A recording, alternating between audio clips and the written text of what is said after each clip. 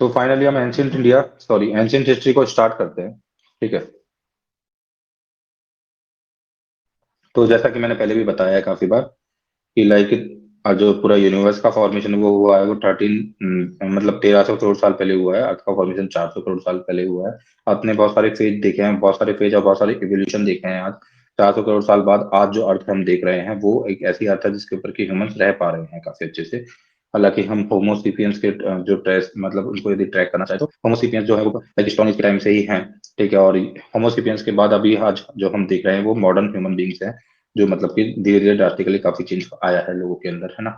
तो अब हम स्टार्ट करते हैं, लाइक ज्यादा इसको पीछे ना ले जाते हुए हम एंशियंट हिस्ट्री को स्टार्ट करते हैं फाइनली, है ना। तो मैं एंशियंट हिस्ट्री को ब्रेक करना चाहूंगा तीन चीजों के अंदर फाइनली। फर्स्ट ऑफ ऑल, ये जब एंशियंट हिस्ट्री हम पढ़ने के लिए जाते हैं तो बेसिकली हमें समझना है इस चीज को कि हमें बहुत ज्यादा पीछे नहीं जाना है। ठीक है। और पहली बात, जब हिस्ट्री की बात आती है तो देखो हिस्ट्री तो बहुत बड़ी हो सकती है, हिस्ट्री तो बहुत सारी चीजें हो सकती है। तो जब हम हिस्टोरिकल मतलब हिस्ट्री के को पढ़ते हैं तो उसका मतलब क्या होता है जनरली, तो आपको ये समझना है कि वो मेजर इवेंट जिन्होंने ह्यूमंस के ऊपर बहुत बड़ा इम्पैक्ट डाला। ठीक है, उन्हीं उन्हीं इवेंट्स को हम पढ़ते हैं हिस्ट्री के अंदर। ऐसा नहीं है सब कुछ हम पढ़ते हैं। जनरली हम हिस्ट्री के अंदर उन चीजों को पढ़ रहे होते हैं जिन्होंने कि ह्यूमन एग्जिस्टेंस के ऊपर, जो प्रेजेंट एग्जिस्टेंस ऑफ ह्यूमन जो हम आ पाए हैं उसके ऊपर बहुत बड़े बड़े मेजर इम्पैक्ट डाले हैं ना, उन इवेंट्स को हम पढ़ते हैं। तो ये हमारा मतलब जनरली हिस्ट्री को पढ़ने का मतलब कि ये हमारे लिमिटेशंस होती है जनरली, हम इसको लेके चलते हैं, है ना। अदरवाइज तो हिस्ट्री तो बहुत और भी चीजों की हो सकती है, लेकिन जनरली हमारा फोकस होता है कि जिन चीजों ने मेजर इम्पैक्ट डाला है ह्यूमंस के ऊपर उन चीजों को हम देखते हैं। तो जब हम एंशियंट हिस्ट्री की बातें करते हैं तो हम जब हिस्ट्री की बातें करते हैं तो मैं तीन पार्ट में इसको डिवाइड करूंगा। एक होती है pre history. Pre history pre history का मतलब होता है वो हिस्ट्री जहाँ पे कि आपको रिटर्न वहां पे जहाँ पे कि आपको कोई रिटर्न चीजें नहीं मिलती है, मतलब वहां पे एक्चुअली में कुछ लिखा हुआ नहीं था, उसे बोलते हैं प्री हिस्ट्री। ठीक है, जहाँ पे कुछ लिखा हुआ नहीं मिला है, लिखे हुई चीजों के एविडेंस नहीं मिले हैं, यहाँ पे राइटिंग वगैरह नहीं थी, वो होती है आपकी प्री हिस्ट्री, जिनकी कोई एविडेंस नहीं मिली है। प्रोटो हिस्ट्री होती है एक सेकंड। प्रोटो हिस्ट्री का मतलब आपके पास एविडेंस तो है, आपको राइटिंग भी मिली है, लेकिन आप उसको डिसाइफर या डेसिफर नहीं कर पाए हो। लाइक आईबीसी, आईबीसी के अंदर जो आपको लिखा हुआ मिला है सिंबल्स के फॉर्मेट में, उसको आप डिसाइफर अब तक नहीं कर पाए हो, तो वो होती है प्रोटो हिस्ट्री। ठीक है। और फिर फाइनली आता है आपका हिस्टोरिक पीरियड, तो जहां से हम डेसाइफर कर पाए हैं ना, डेसिफर कर पाए हैं चीजों को, जो भी राइटिंग्स रही हैं जिनको जान पाए हैं समझ कर पाए हैं हम, उसे बोलते हैं हिस्टोरिक पीरियड। तो इस तरह से तीन पार्ट्स में हम डिवाइड करते हैं जब एंशियंट हिस्ट्री को हम पढ़ने के लिए जाते हैं या फिर हिस्ट्री को हम पढ़ने के लिए जाते हैं। तो प्री हिस्ट्री, जहाँ पे कि कुछ डॉक्यूमेंटेशन है, कुछ मिला ही नहीं है ना, एक्चुअली में है ही नहीं, वहाँ पे राइटिंग्स नहीं है, कुछ मिला ही नहीं है राइटिंग लिखा हुआ, वो होती है आपकी प्री हिस्ट्री। अब प्री हिस्ट्री के अंदर क्या क्या आएगा वो बता देता हूँ मैं आपको। तो प्री हिस्ट्री के अंदर बेसिकली तो स्टोन एज आती है। ठीक है, और मेटल एज का भी थोड़ा बहुत पार्ट आ जाता है हिस्ट्री के अंदर। ठीक है। प्रोटो हिस्ट्री के अंदर आपका क्या आएगा, जनरली प्रोटो हिस्ट्री के अंदर आपका आईबीसी वगैरह आ जाएगा। ठीक है, इंडस वैली सिविलाइजेशन, जहाँ पे कि आपको डिसाइफर हुआ, आपने आपको मिली है, लिखा हुआ आपको मिला है, लेकिन आप उसको डिसाइफर नहीं कर पाए। एंड फाइनली आपका हिस्टोरिकल जो पीरियड आता है उसमें वैदिक एज, फिर महाजनपदा, फिर मौर्यन, फिर गुप्ता वगैरह, फिर पुष्यभूति डायनेस्टी वगैरह, ये आपका हिस्टोरिक पीरियड हो जाता है पूरा का पूरा। ठीक है। तो ये तो एक क्लासिफिकेशन हो गया इन द मतलब किस तरीके का क्लासिफिकेशन हो गया कि कब लिखा हुआ मिला है, कब लिखा हुआ जो मिला उसको हम डिसाइफर नहीं कर पाए हैं और कब डिसाइफर कर पाए हैं उस बिहाफ पे। Pre history, proto history and historic period, ये तो तीन डिवीजन हो गए। अब मैं दोस्तों इसको दूसरी तरह से भी डिवाइड करता हूँ। तो अब मैं कैसे डिवाइड करूंगा दूसरे तरीके से इसको, एक हमारी होगी स्टोन एज, फिर हमारी आएगी मेटल एज। ठीक है। स्टोन एज आएगी सबसे पहले, स्टोन एज हम पढ़ेंगे, फिर हम मेटल एज पढ़ेंगे, और फिर फाइनली जाके हमारी जो है अभी जो है हिस्ट्री, अभी जो मॉडर्न हिस्ट्री है, हिस्टोरिक पीरियड है, वो स्टार्ट हो जाएगा। मॉडर्न हिस्ट्री नहीं बोलेंगे इसको, हिस्टोरिक पीरियड स्टार्ट हो जाएगा, लाइक आपकी वैदिक एज वगैरह वगैरह, वो हम उसमें मतलब ये सब चीजें आ चुकी हैं। तो हम यहाँ पे कैसे पढ़ेंगे इसको, स्टोन एज को हम तीन पार्ट्स में डिवाइड करेंगे। ठीक है, पैलियोलिथिक, मीजोलिथिक, नियोलिथिक। ठीक है। तो पैलियोलिथिक को हम कहाँ से पढ़ना चालू करेंगे, तो लगभग 5 लाख साल, मैं बता रहा हूँ कि दोबारा 1300 करोड़ साल पहले यूनिवर्स बना है, 400 करोड़ साल पहले अर्थ का फॉर्मेशन हुआ है, उन सबको हमको भूल जाना है। हम जहां से पढ़ने के लिए जा रहे हैं उनको हम अभी स्टार्ट कर रहे हैं पढ़ने के लिए 5 लाख साल पहले से।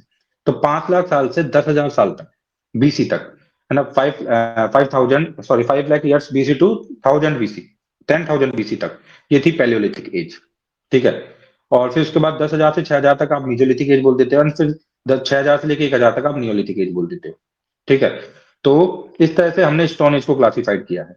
तो जो है पैलियोलिथिक, मीजोलिथिक, लिथिक, मतलब वही स्टोन एज से रिलेटेड ही है ये। ठीक है। तो पैलियोलिथिक, मीजोलिथिक, नियोलिथिक एज है, ये स्टोन एज के अंदर आएगी। तो पहले हम सबसे पहले पैलियोलिथिक एज पढ़ेंगे जो कि 5 लाख साल से लेकर 10,000 साल तक रही। उसको भी हम फर्दर तीन पार्ट्स में डिवाइड करेंगे, लोअर पैलियोलिथिक एज, जिसको हम 5 लाख साल से 1 लाख साल तक लेके जाएंगे। फिर मिडिल पैलियोलिथिक एज, जिसको हम 1 लाख साल से लेकर 40,000 साल तक लेके जाएंगे।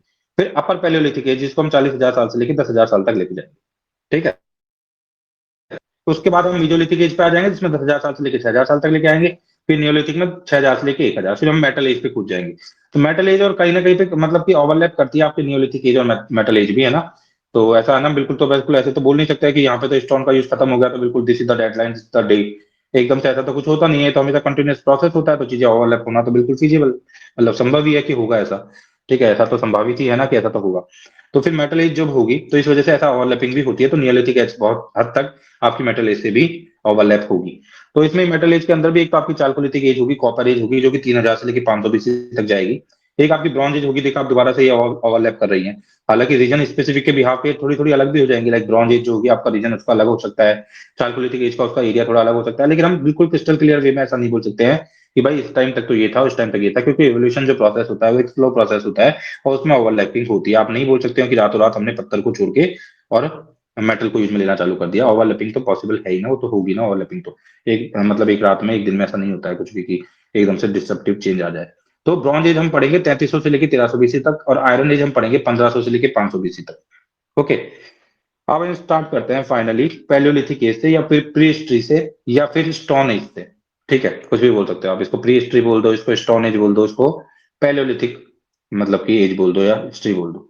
तो देखो, आप जब पैलियोलिथिक एज की बात आएगी या फिर प्री हिस्ट्री की बात आएगी, तो हम बात ही नहीं कर सकते हैं, कोई राइटिंग तो हमको मिली ही नहीं है। तो जो आर्कियोलॉजिकल सोर्सेज के बिहाफ पे हम इसको डिकॉड करेंगे, जितना भी डिकॉड कर सकते हैं, उसमें क्या क्या चीजें होंगी। हम कुछ पेंटिंग्स देख लेंगे, या कुछ फिर भी हमें कुछ मिल जाती हैं तो स्कल्स देख लेंगे। ठीक है, हॉर्न्स वगैरह मतलब देख लेंगे, टूल्स वगैरह देख लेंगे। पहले ये सब चीजें देखने से पहले, इन आर्कियोलॉजिकल सोर्सेज के बिहाफ पे आइडेंटिफाई करने से पहले, हम ये देखना चाहेंगे कि एक्चुअली में हम करते कैसे हैं, सब चीजों का पता कैसे करते हैं कि कितनी पुरानी कौन सी चीज है। ठीक है, जब हम किसी को फाइंड आउट करते हैं तो हमको कैसे पता चलता है कि भाई इतनी पुरानी नहीं है। तो इसके लिए दो चीजें होती हैं, दो टेक्निक्स होती हैं जो वाइडली यूज की जाती हैं कि किसी भी चीज की एज को पता करने के लिए। पहली होती है रेडियो कार्बन डेटिंग। ठीक है, इसमें देखा जाता है कि कितना कार्बन का लॉस हो गया है ऑर्गेनिक मटेरियल के अंदर से, उसके बिहाफ पे हम रेडियो कार्बन डेटिंग करते हुए पता कर लेते हैं कि चीज कितनी पुरानी है। तो कभी पूछा जाए कि रेडियो कार्बन डेटिंग का क्या यूज में लिया जाता है, तो आपको पता होना चाहिए कि जितनी भी आर्कियोलॉजिकल चीजें हैं उनका कितनी एज रही है, उसको जानने के लिए भी हम इसको यूज में लेते हैं, रेडियो कार्बन डेटिंग को। दूसरा होती है आपकी बहुत इंपॉर्टेंट है, डेंड्रोक्रोनोलॉजी। DENDRO, dendrochronology. ठीक है, डेंड्रोक्रोनोलॉजी का मतलब होता है जो आपकी आप वुड होती है ना, वुड के अंदर जो रिंग्स होती हैं, मतलब आपने देखा होगा किसी को लकड़ी को आप काटते हो तो लकड़ी के अंदर बहुत सारे circle circle circle concentrate circles होते हैं बहुत सारे। तो जो सर्किल्स होते हैं, नंबर ऑफ सर्किल्स को काउंट करके भी आप काफी तक पता कर सकते हो चीजों के बारे में।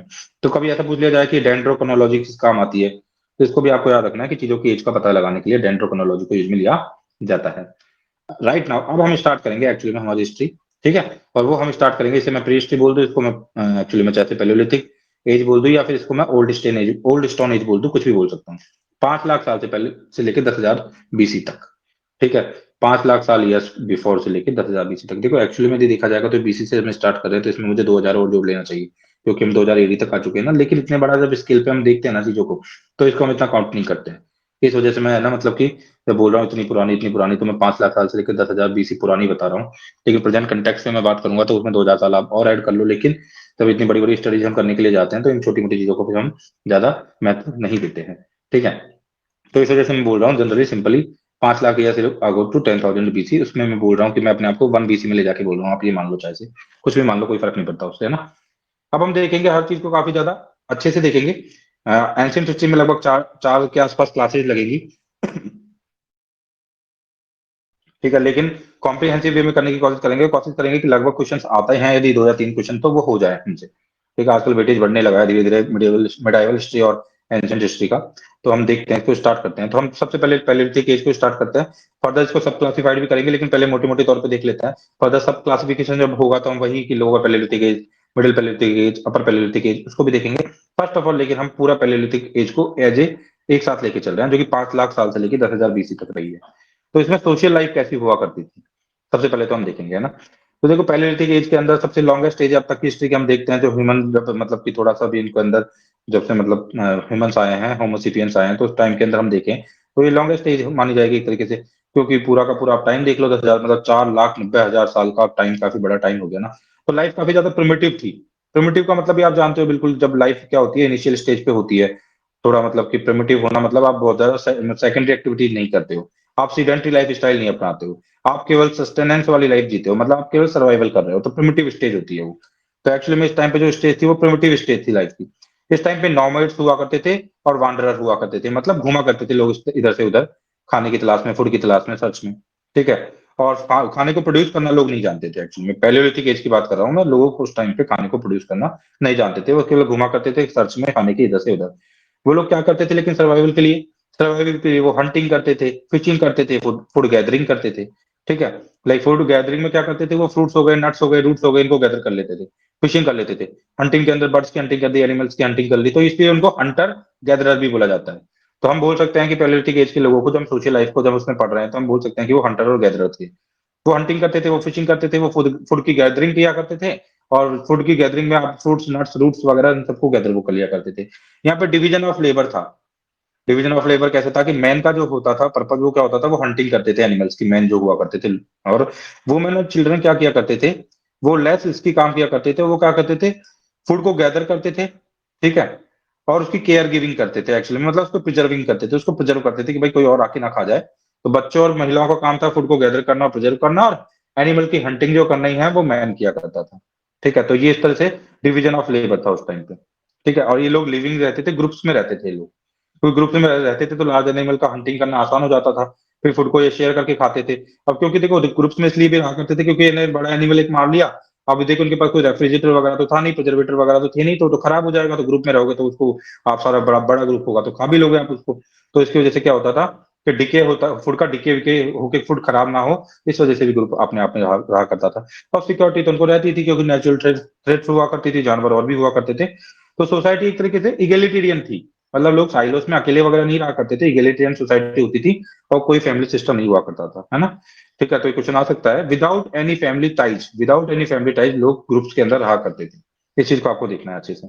ठीक है। और लार्ज एनिमल्स की किलिंग वो कंबाइंड एफर्ट्स के साथ किया करते थे। ठीक है। लैंग्वेज की और कम्युनिकेशन की उनको बहुत कम नॉलेज थी। लैंग्वेज और कम्युनिकेशन की नॉलेज की बात की जाए तो लिटिल नॉलेज ऑफ लैंग्वेज और कम्युनिकेशन थी, जो आपकी पैलियोलिथिक एज के लोग हैं उनके अंदर। ठीक है। और उनकी जो पास टाइम एक्टिविटीज की हम बात करते हैं, तो उनकी पास टाइम एक्टिविटीज लाइक आर्ट हो गई, पेंटिंग हो गई। ठीक है। आर्कियोलॉजिकल सोर्सेज के थ्रू ये पता चला है कि जो आर्ट और पेंटिंग है वो उनकी पास टाइम एक्टिविटीज हुआ करती थी। ठीक है। अनिल, वीडियो ऑफ कर लेना। अनिल, वीडियो ऑफ कर लेना।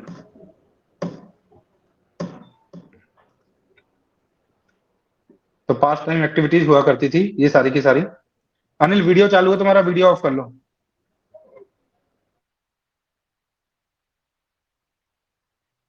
हाँ। तो पास टाइम एक्टिविटीज हुआ करती थी एक्चुअली में।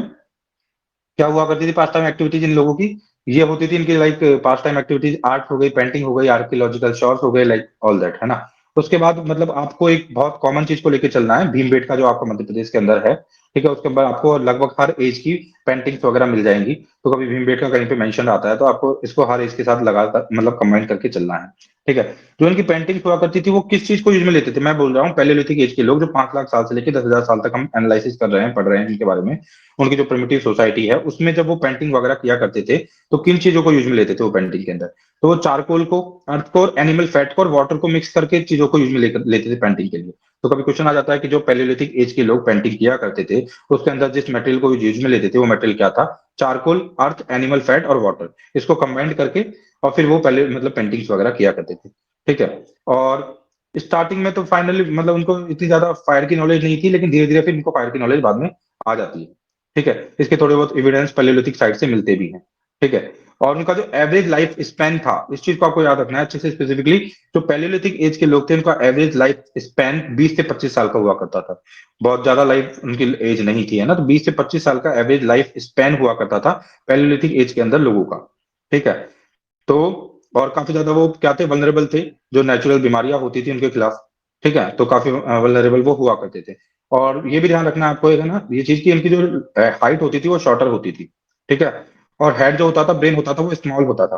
तो पहले एज के अंदर जो लोग पाए गए हैं उनका हाइट शॉर्टर होती थी और ब्रेन स्मॉल होता था। तो देखो ब्रेन का एवोल्यूशन तो कुछ इस तरीके से हुआ है कि एक्चुअली में जब हमने फूड को पका के खाना स्टार्ट किया है, जब से फूड को पका के खाना स्टार्ट किया है तब से ब्रेन का डेवलपमेंट की स्पीड बढ़ गई है। एक्चुअली एक्चुअली जो न्यूट्रिएंट्स होते हैं ना, जब आप बिल्कुल कच्चा चीज खाते हो तो वो जो आपके न्यूट्रिएंट्स होते हैं उनका वेस्टेज ज्यादा हो जाता है। जब आप फूड को पका के खाते हो, जनरली देखा गया है, उसके अंदर से न्यूट्रिएंट्स आपको ज्यादा अच्छे से डाइजेस्टिव न्यूट्रिएंट्स मिल पाते हैं। ठीक है। तो इस वजह से जब से स्टार्ट हुआ ये चीज, मतलब इन्होंने फायर का इन्वेंशन किया, तो उसके बाद में माइंड का जो है ना इवोल्यूशन जो है वो रैपिडली हुआ है। और माइंड की ग्रोथ हुई है, तो उनका उससे पहले स्मॉलर हेड की साइज स्मॉल हुआ करती थी, ठीक है, और जो हाइट होती थी वो शॉर्टर होती थी, एज 20 to 25 हुआ करती थी, और नेचुरल डिजीज के लिए वो काफी वनरेबल हुआ करते थे। तो this is all about like social life, ठीक है। ये सारी सोशल लाइफ है पैलियोलिथिक एज के लोगों की, जो कि मैंने पूरी एक साथ आपको बता दिया है, ठीक है। तो एक चीज और आपको याद रखनी है, क्वेश्चन आ सकता है कि जो पैलियोलिथिक वर्ड है उसको कॉइन किसने किया है, किसने पैलियोलिथिक करके वर्ड लेके आए हैं, कौन आर्कियोलॉजिस्ट थे वो। तो जॉन लब्बक थे वो, LUBBOC के लब्बक, जॉन लब्बक जो थे, उन्होंने इस वर्ड को स्टार्ट किया है।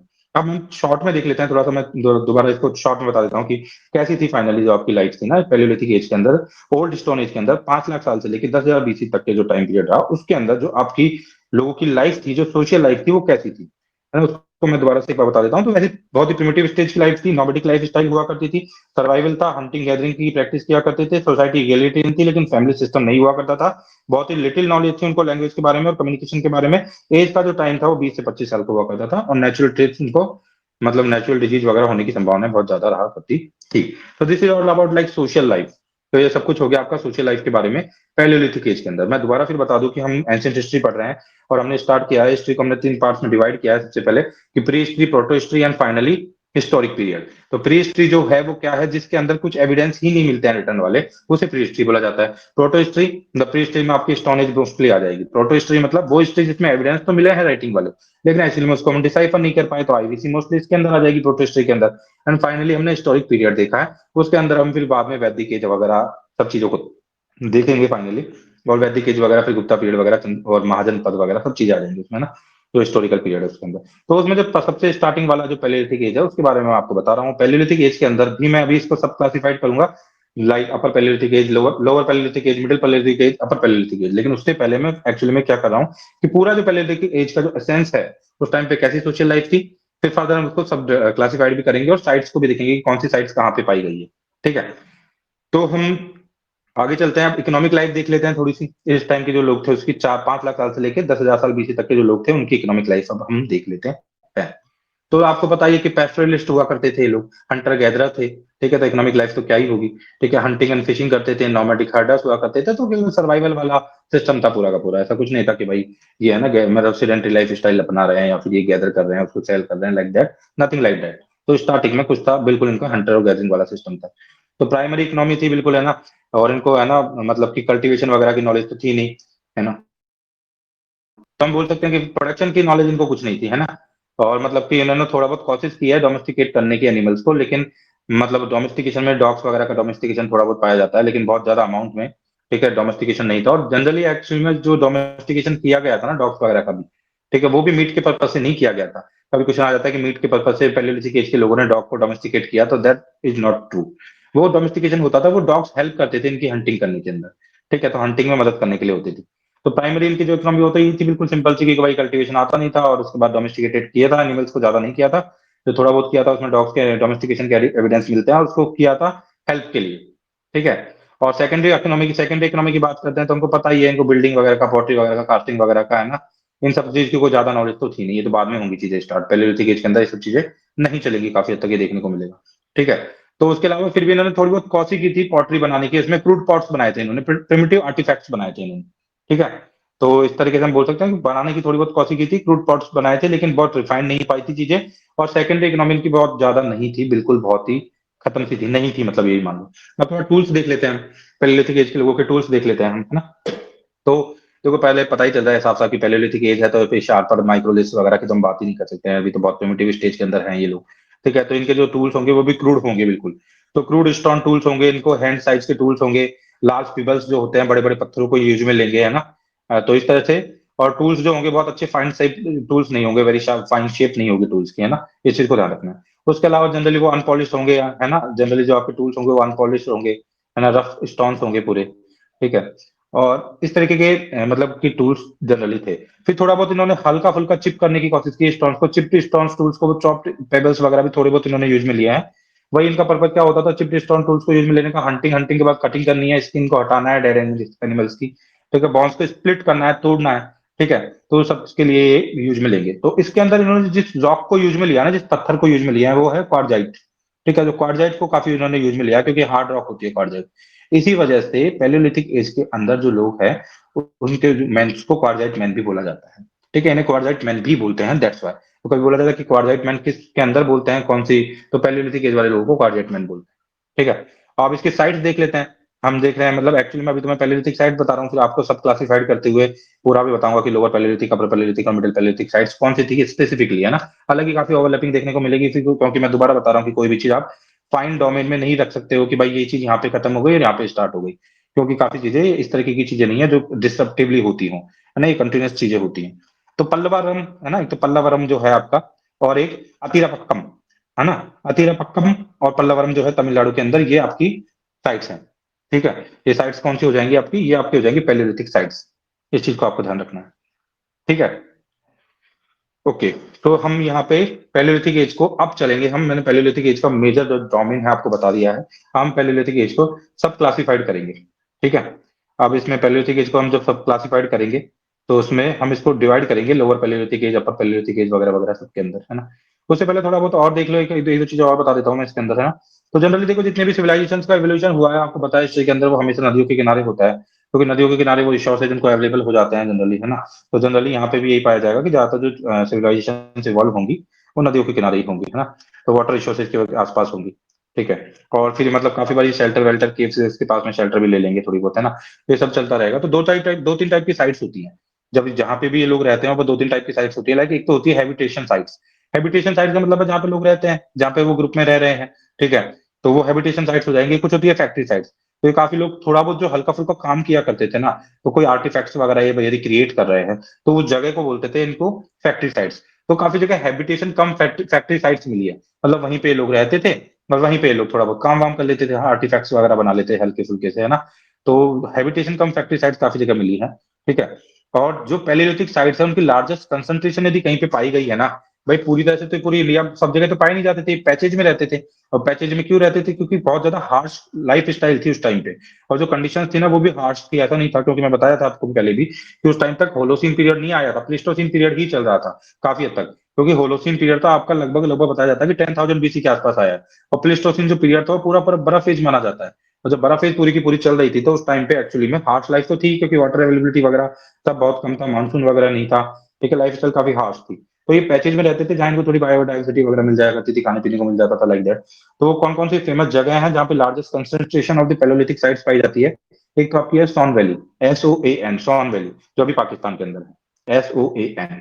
ठीक है, सोन वैली। एक है नमदा वैली, एक है बेलन वैली। बेलन वैली तो काफी फेमस है। बेलन वैली जो आपकी इलाहाबाद और मिर्जापुर डिस्ट्रिक्ट उत्तर प्रदेश के आसपास पाई जाती है।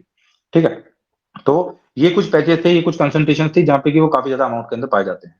ठीक है, थोड़ा मैं फास्ट चल रहा हूँ, थोड़ा मैं लगातार चल रहा हूँ, लेकिन मतलब कि एक्चुअली में इस क्लास का पर्पज यही है, रैपिड फायर राउंड क्लास है ये थोड़ी, इसमें रैपिडली हम पढ़ेंगे थोड़े से। तो इसमें ज्यादा मैं टाइम मतलब लेना नहीं चाहता हूँ, इस वजह से मैं थोड़ा तेजी से पढ़ा रहा हूँ, ताकि कम से कम टाइम में मैक्सिमम इन्फॉर्मेशन में कन्वे कर सकूँ। ठीक है, तो हाँ, तो पैलियोलिथिक साइट्स मैंने बता दिए हैं। लार्जेस्ट कंसंट्रेशन जो पैलियोलिथिक साइट्स की हैं, वो आपकी सोन वैली में हो जाएगी, नर्मदा वैली में हो जाएगी, फिर बेलन वैली में हो जाएगी। ठीक है, एक बहुत इंपॉर्टेंट चीज है, ध्यान रखना कि बहुत ज्यादा फॉसिल्स नहीं मिल पाए हैं एक्चुअली में किस टाइम के, तो पैलियोलिथिक एज के फॉसिल्स बहुत ज्यादा नहीं मिल पाए हैं, लेकिन एक फॉसिल मिला है, नमदा मैन करके बोलते हैं उसको। ठीक है, तो ये हंथोरा हथनौरा करके एक विलेज है एमपी के अंदर, 1982 के अंदर ये फॉसिल मिला है नर्मदा रिवर के किनारे। इसे नमदा मैन बोलते हैं। ठीक है, इसकी इंपॉर्टेंस ही क्यों है, क्योंकि ये एक जो होमो स्पीसीज का मतलब कि स्टोन एज के टाइम का ऑथेंटिक रिकॉर्ड एक मतलब कि फॉसिल मिला है, जो कि बहुत मिल नहीं पाए हैं। तो कभी बोला जाए कि नमदा मैन क्या है, तो ये मतलब एक तरीके से आप बोल सकते हो एमपी के आसपास हथनोरा करके एक विलेज है, 1982 में वहां पे एक फॉसिल मिला है। और ये होमो स्पीसीज का ऑथेंटिक फॉसिल बताया जाता है, और स्टोन एज का बताया जाता है इन इंडिया, जो कि काफी रेयरेस्ट होते हैं, दैट्स वाई काफी इंपॉर्टेंट है। तो आपको याद रखना है नर्मदा मैन। ठीक है, नर्मदा रिवर के पास में नर्मदा मैन इसका नाम रख दिया है। ओके, तो अब हम स्टार्ट करेंगे finally classification of palaeolithic age. तो लोअर पैलियोलिथिक एज से स्टार्ट करेंगे। तो लोअर पैलियोलिथिक एज का मतलब, या लोअर पैलियोलिथिक एरा का मतलब क्या है, सिंपल सा है, 5 लाख से लेके 1 लाख, 5 लाख बीसी से लेके 1 लाख बीसी तक का जो टाइम था, उसे हम बोलते हैं लोअर पैलियोलिथिक एरा।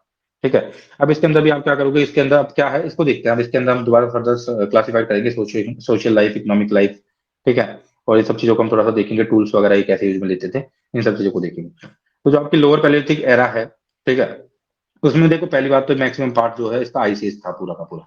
दोबारा से वही बात आएगी कि वॉन्डरर थे, हंटर्स थे, गैदरर्स थे, वो फूड को ग्रो करना नहीं जानते थे। ठीक है, और ये फ्रूट्स वगैरह खा लेते थे, बर्ड्स वगैरह का और एनिमल वगैरह का रॉ फ्लैश जो होते थे वो खाते थे ये लोग। ध्यान रखना, जब तक आप रॉ फ्लैश खाओगे ना तो आपका माइंड ज्यादा मतलब डेवलप नहीं होगा, क्योंकि फिर मैं बता रहा हूँ कि रॉ फ्लैश जब इंसान खाता है तो उसकी न्यूट्रिशनल जो वेस्टेज होता है ना वो ज्यादा होता है, वो न्यूट्रिशनल जो कंजप्शन जो होता है ना वो कम होता है। तो जब आप कुकिंग कुकिंग करने के बाद जब ये लोग खाने लगेंगे तो उनका मानसिक विकास जो है काफी तेजी से होने लगेगा। ठीक है। तो फायर का इन्वेंशन अपने आप में हिस्टोरिकली काफी एक वाटरशेड मूवमेंट बताई जा सकती है, वो तो है ही, उसमें तो बताने क्या है। ठीक है। तो एक उसका डायमेंशन ये भी है, इसको भी आपको ध्यान रखना है। के बाद जनरली, हाँ ये हो गया हमारा कि एक्चुअली में ये जो हम फ्लैश वगैरह खाया करते थे थोड़ा सा। ठीक है। और ठीक है, मेरे पास एक कॉल आ रहा है, जस्ट अ मिनट। चलो ओके, कैरी ऑन करते हैं। ठीक है। और ह्यूमन जनरली पूरी तरह से है ना नेचर के ऊपर डिपेंडेंट वगैरह थे, है ना। और मतलब कि ये क्या करते थे, क्लोथ के तौर पे क्या यूज में लेते थे, लाइक कोई ट्री है उसकी बाग मतलब उसकी छाल को उतार लिया, उसको कपड़े के रूप में लपेट लिया अपने आसपास, एनिमल्स की स्किन को लपेट लिया, इस तरीके की चीजों को ये कपड़े के तौर पे यूज में लेते थे। ठीक है। तो ये तो इनकी सोशियो इकोनॉमिक लाइफ थी। हम थोड़ा टूल्स देख लेते हैं कि टूल्स आपको पता ही है, यदि प्रिमिटिव है तो पूरी तरह से टूल्स भी प्रिमिटिव ही होंगे। टूल्स रिलेटिवली बहुत ज्यादा ब्लंट थे इनके। ठीक है। और इनके टूल्स वगैरह सब जगह आपको मिल जाएंगे, लेकिन गंगा और केरला के जो कोस्टल प्लेन्स हैं वहां पे आप इनके ये टूल्स आपको नहीं मिलेंगे, क्योंकि वो मटेरियली अवेलेबल नहीं है। गंगा और केरल का यदि कोस्टल आप प्लेन देखोगे तो वहां पे तो आपकी एलुवियल सॉइल वगैरह ये सब मिलेगी, तो वहां पे आपको क्वाड्राइट तो कहाँ से मिल पाएगा, तो इस वजह से एक्चुअली में वहां पे ये टूल्स आपको नहीं मिलेंगे। ठीक है। तो ये आपको ध्यान रखना है, क्वाड्राइट को यूज में लिखते थे इसी वजह से इनको क्वाड्राइट मैन भी बोलते हैं। और जो टूल्स बनाने के लिए इन्होंने जिनको मटेरियल को यूज में लिया है ना जनरली, वो क्वाड्राइट और बसाल्ट है। तो कोई कोई पूछ ले कौन कौन सा यूज में लिया, तो बसाल्ट और क्वाड्राइट को यूज में लिया है। क्वाड्राइट मैन भी इनको बोला जाता था। अब इनके टूल्स देख लेते हैं क्या क्या नाम थे, तो टूल्स के इनके नाम देख लेते हैं। टूल्स के नाम क्या होते हैं, तो हैंड एक्स हुआ करता था इनका। तो हैंड एक्स मतलब हाथ में वही एक्स पकड़ लिया, वो एक तरफ से क्या होता था, पॉइंटेड टिप होता था उसका। ठीक है। और उसको डिग करने के लिए यूज में ले करते थे, या फिर जो रूट्स होती है ना ग्राउंड पे, जो पेड़ों की रूट्स होती है उसको कलेक्ट करने के लिए, है ना, ये यूज में लेते थे, हैंड एक्स होता था। कुछ क्लीवर्स हुआ करते थे। तो क्लीवर्स करके कभी वर्ड आ जाता है तो उसको आपको याद रखना है, ये स्टोन टूल होता था by face, double face stone tool होता था ये थोड़ा। ठीक है। और ये हैंड एक्स जैसा ही नजर आता था, लेकिन इसकी शेप काफी बार यू शेप भी होता था ये। ठीक है। और ये जो स्किन होती थी ना एनिमल की, और बोन्स को ब्रेक करने में काम आता था, स्किन को हटा भी सकता था, स्किनिंग ऑफ एनिमल्स भी कर लेता था, है ना। और बोन को ब्रेक भी कर लेता था। चॉपर तो काफी फेमस था, चॉपर का तो आपको पता ही होगा। ये बाउल शेप का हुआ करता था चॉपर, थोड़ा हैवी बोल्ड स्टोन होता था ये चॉपर जो होता था। ठीक है। और यूनिफेशियल होता था, कभी चॉपर के बारे में बोला जाए तो ध्यान रखना ये यूनिफेशियल था। और क्लीवर जो था आपका थे क्लीवर्स वो बाईफेशियल थे। ठीक है। और ये आपका यूनिफेशियल मतलब एक साइड से, तो मतलब यूनिफेशियल इसलिए रखते थे ताकि दूसरी तरफ से अच्छे से इसको पकड़ सके हाथ से। ठीक है। तो यूनिवर्स इसलिए क्योंकि इसका यूज जनरली हम चीजों को क्रश करने के लिए करते थे, एकदम स्प्लिट करने के लिए, क्रश करने के लिए, बॉन्ड्स को ब्रेक करने के लिए, स्टोन मतलब है ना, तो इस वजह से इसको दूसरी तरफ से अच्छे से पकड़ हो सके, इस वजह से इसे कैसे रखते थे हम, यूनिफेशियल रखते थे। तो ये आपका चॉपर होता था, और इस तरीके के और भी चॉपिंग टूल्स वगैरह हो सकते हैं ना। तो ये होता था, इसको जनरली हम क्रश स्प्लिट ब्रेन्स को बोन्स को ब्रेक करने के लिए इस चॉपर को यूज में करते थे। तो ये यूनिफेशियल हुआ करता था। अब हम लोअर पैलियोलिथिक साइट्स को थोड़ा सा देख लेते हैं। तो हमने देख लिया सोशियो इकोनॉमिक लाइफ। देखो ओवरलैपिंग तो होनी थी क्योंकि मैंने पहले पूरा पैलियोलिथिक एज को एक साथ देख लिया। ठीक है, बर्ड्स आई व्यू रखते हुए। फिर अब मैं इनको सब क्लासिफाइड करते हुए देख रहा हूँ। जब मैं इनको सब क्लासिफाइड करते हुए देख रहा हूँ तो सबसे पहले लोअर पैलियोलिथिक एज जो 5 लाख साल से 1 लाख साल तक की है। तो काफी ओवरलैपिंग पहले से हो रही है, क्योंकि मैंने पहले भी पूरे पैलियोलिथिक एज को बता दिया है। तो इस वजह से काफी ओवरलैपिंग होगी। ठीक है। तो अब इसमें हम देख लेते हैं lower Palaeolithic site specifically. Sites भी ओवरलैप करेंगी, है ना, इस चीज को आपको याद रखना है। तो अब लोअर पैलियोलिथिक साइट्स को जब हम देख रहे हैं यहाँ पे, तो जो पहली आपकी है सोहन वैली, वही Punjab Pakistan, present day Pakistan, Sohan valley SOHAN। ठीक है। बेलन वैली दोबारा आ गई, मिर्जापुर।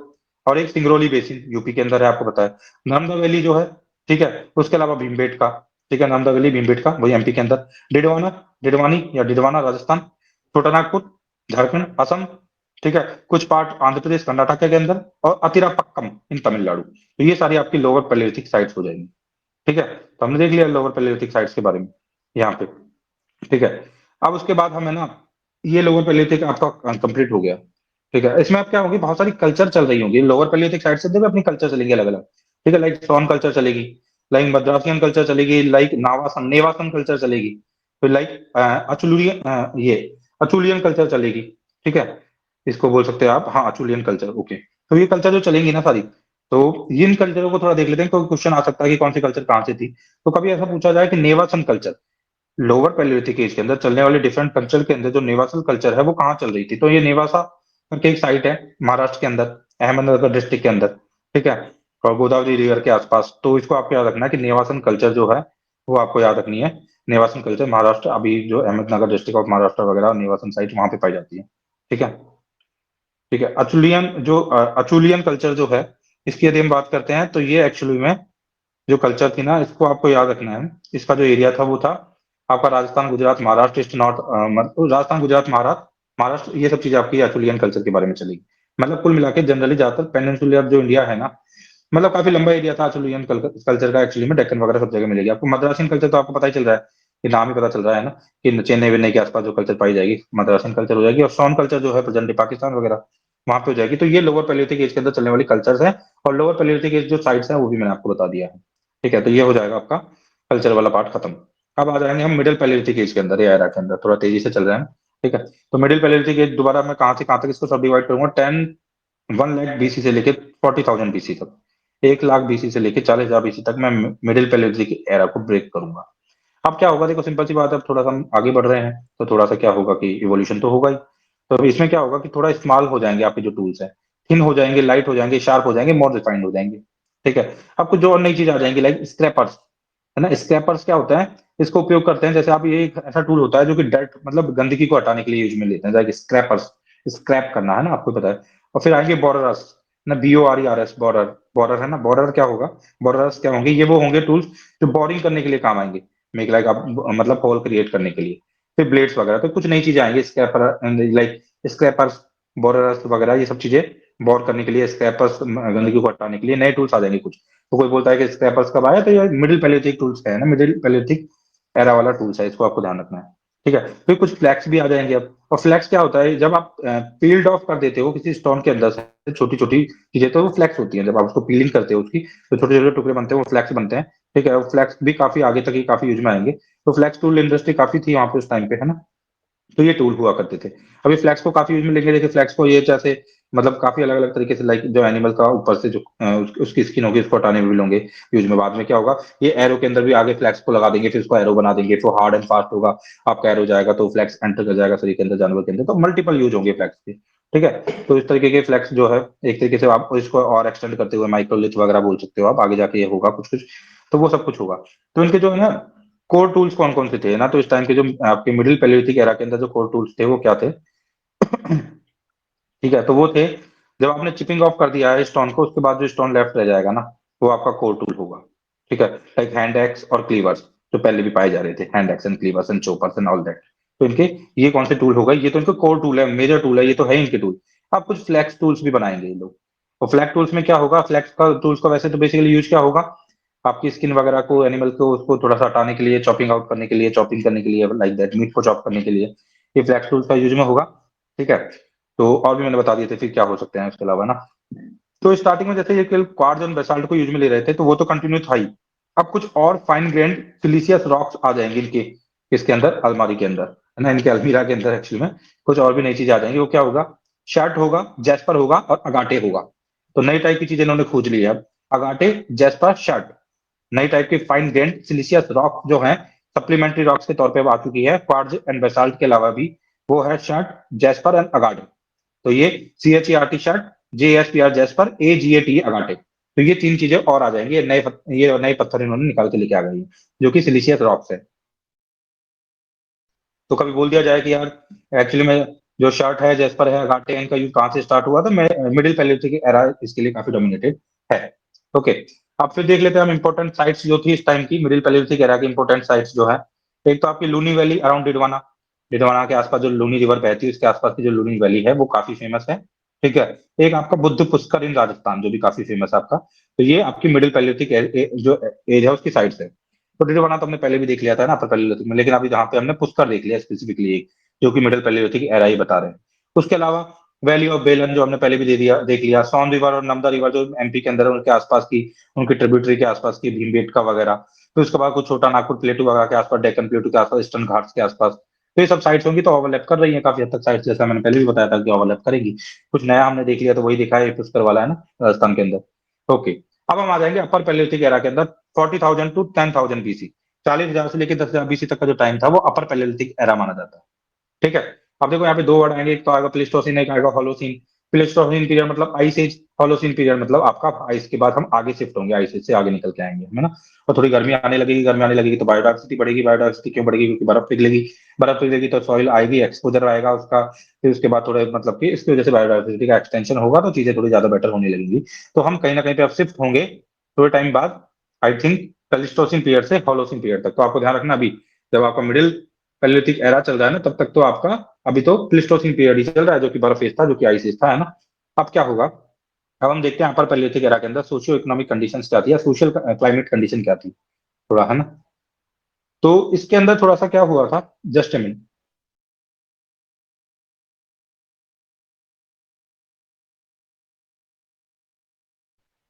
हाँ तो एक्चुअली में हम कहाँ थे, ठीक है। तो अपर पैलियोलिथिक एरा की हम बात कर रहे हैं, तो अभी इसमें हम देखेंगे कि होगा क्या एक्चुअली में, सोशल लाइफ वगैरह थोड़ा बहुत देखते हैं। तो देखो अभी थोड़ा सा ऐसा फेज आएगा जहाँ पे चीजें बदल रही हैं।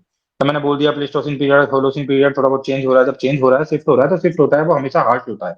उस टाइम पे हमेशा कंडीशन बदल रही होती है, थोड़ी हार्श हो रही होती है। तो इस वजह से क्या होगा, मानसून मानसून कम हो जाएगा यहाँ पे, और ड्रेनेज पैटर्न वगैरह, नदियां वगैरह सूखने लगेंगी, काफी हद तक कोस्ट लाइन भी नीचे जाने लगेगी, ठीक है। और कोस्ट लाइन एवन इतनी नीचे चले जाती है कि बताते हैं कि लाइक कार्बोनेट के जो ड्यून्स होते हैं ना, कार्बोनेट के ड्यून्स भी दिखाई देने लगे थे, है ना, काफी हद तक सौराष्ट्र कच्छ और तमिलनाडु वाले रीजन के अंदर। फूड की स्कैसिटी काफी हो जाएगी, डेजर्ट का फॉर्मेशन काफी हो जाएगा, ड्रेनेज पैटर्न हो जाएगा, नदियां सूखने लगेंगी, ठीक है। और जो साउथ वेस्टर्ली आपका मानसून होता है वो काफी वीक हो जाएगा। तो इस वजह से काफी ज्यादा आप चेंज देखने को मिलेगा आपको यहाँ पे, ठीक है। तो अभी मतलब क्या होगा, लेकिन अभी भी काफी हद तक एज तो कौन सी चल रही है, आईसीजी चल रही है काफी हद तक। तो इस वजह से क्लाइमेट थोड़ा हार्श कोल्ड होगा। उसके अलावा मतलब कि कंडीशंस में सूखापन आएगा, अरिडनेस आएगी, ठीक है, डिजर्टिफिकेशन बढ़ेगा थोड़ा ज्यादा, है ना। उसके बाद है जो आपका फ्लोरा जो फौना है, वेजिटेशन थोड़ा और कम हो जाएगा। मतलब ये सब चीज थोड़ा सा, मतलब ये फेज जो रहेगा ना वो मतलब कि एक्चुअली में हार्श फेज रहेगा, आपको ये देखना थोड़ा अपर पैलियोलिथिक एरा वाला जो फेज है, ठीक है। तो इस चीज को आपको थोड़ा सा ध्यान रखना है। एक इसमें कुछ इंटरेस्टिंग फैक्ट देख लेते हैं हम। वैसे तो इवोल्यूशनरी फेज ही है, तो आपको ये याद ही रखना है कि जो भी टूल्स वगैरह होंगे तो शार्प ही होते जाएंगे, चीजें अच्छी होती जाएंगी, ठीक है। तो वो सब चीज तो चलेगी। कुछ इंटरेस्टिंग फैक्ट तो इसके बारे में हम देख लेते हैं, ठीक है। तो यहाँ पे थोड़ा आर्ट वार्ट थोड़ी स्टार्ट होगी, ठीक है।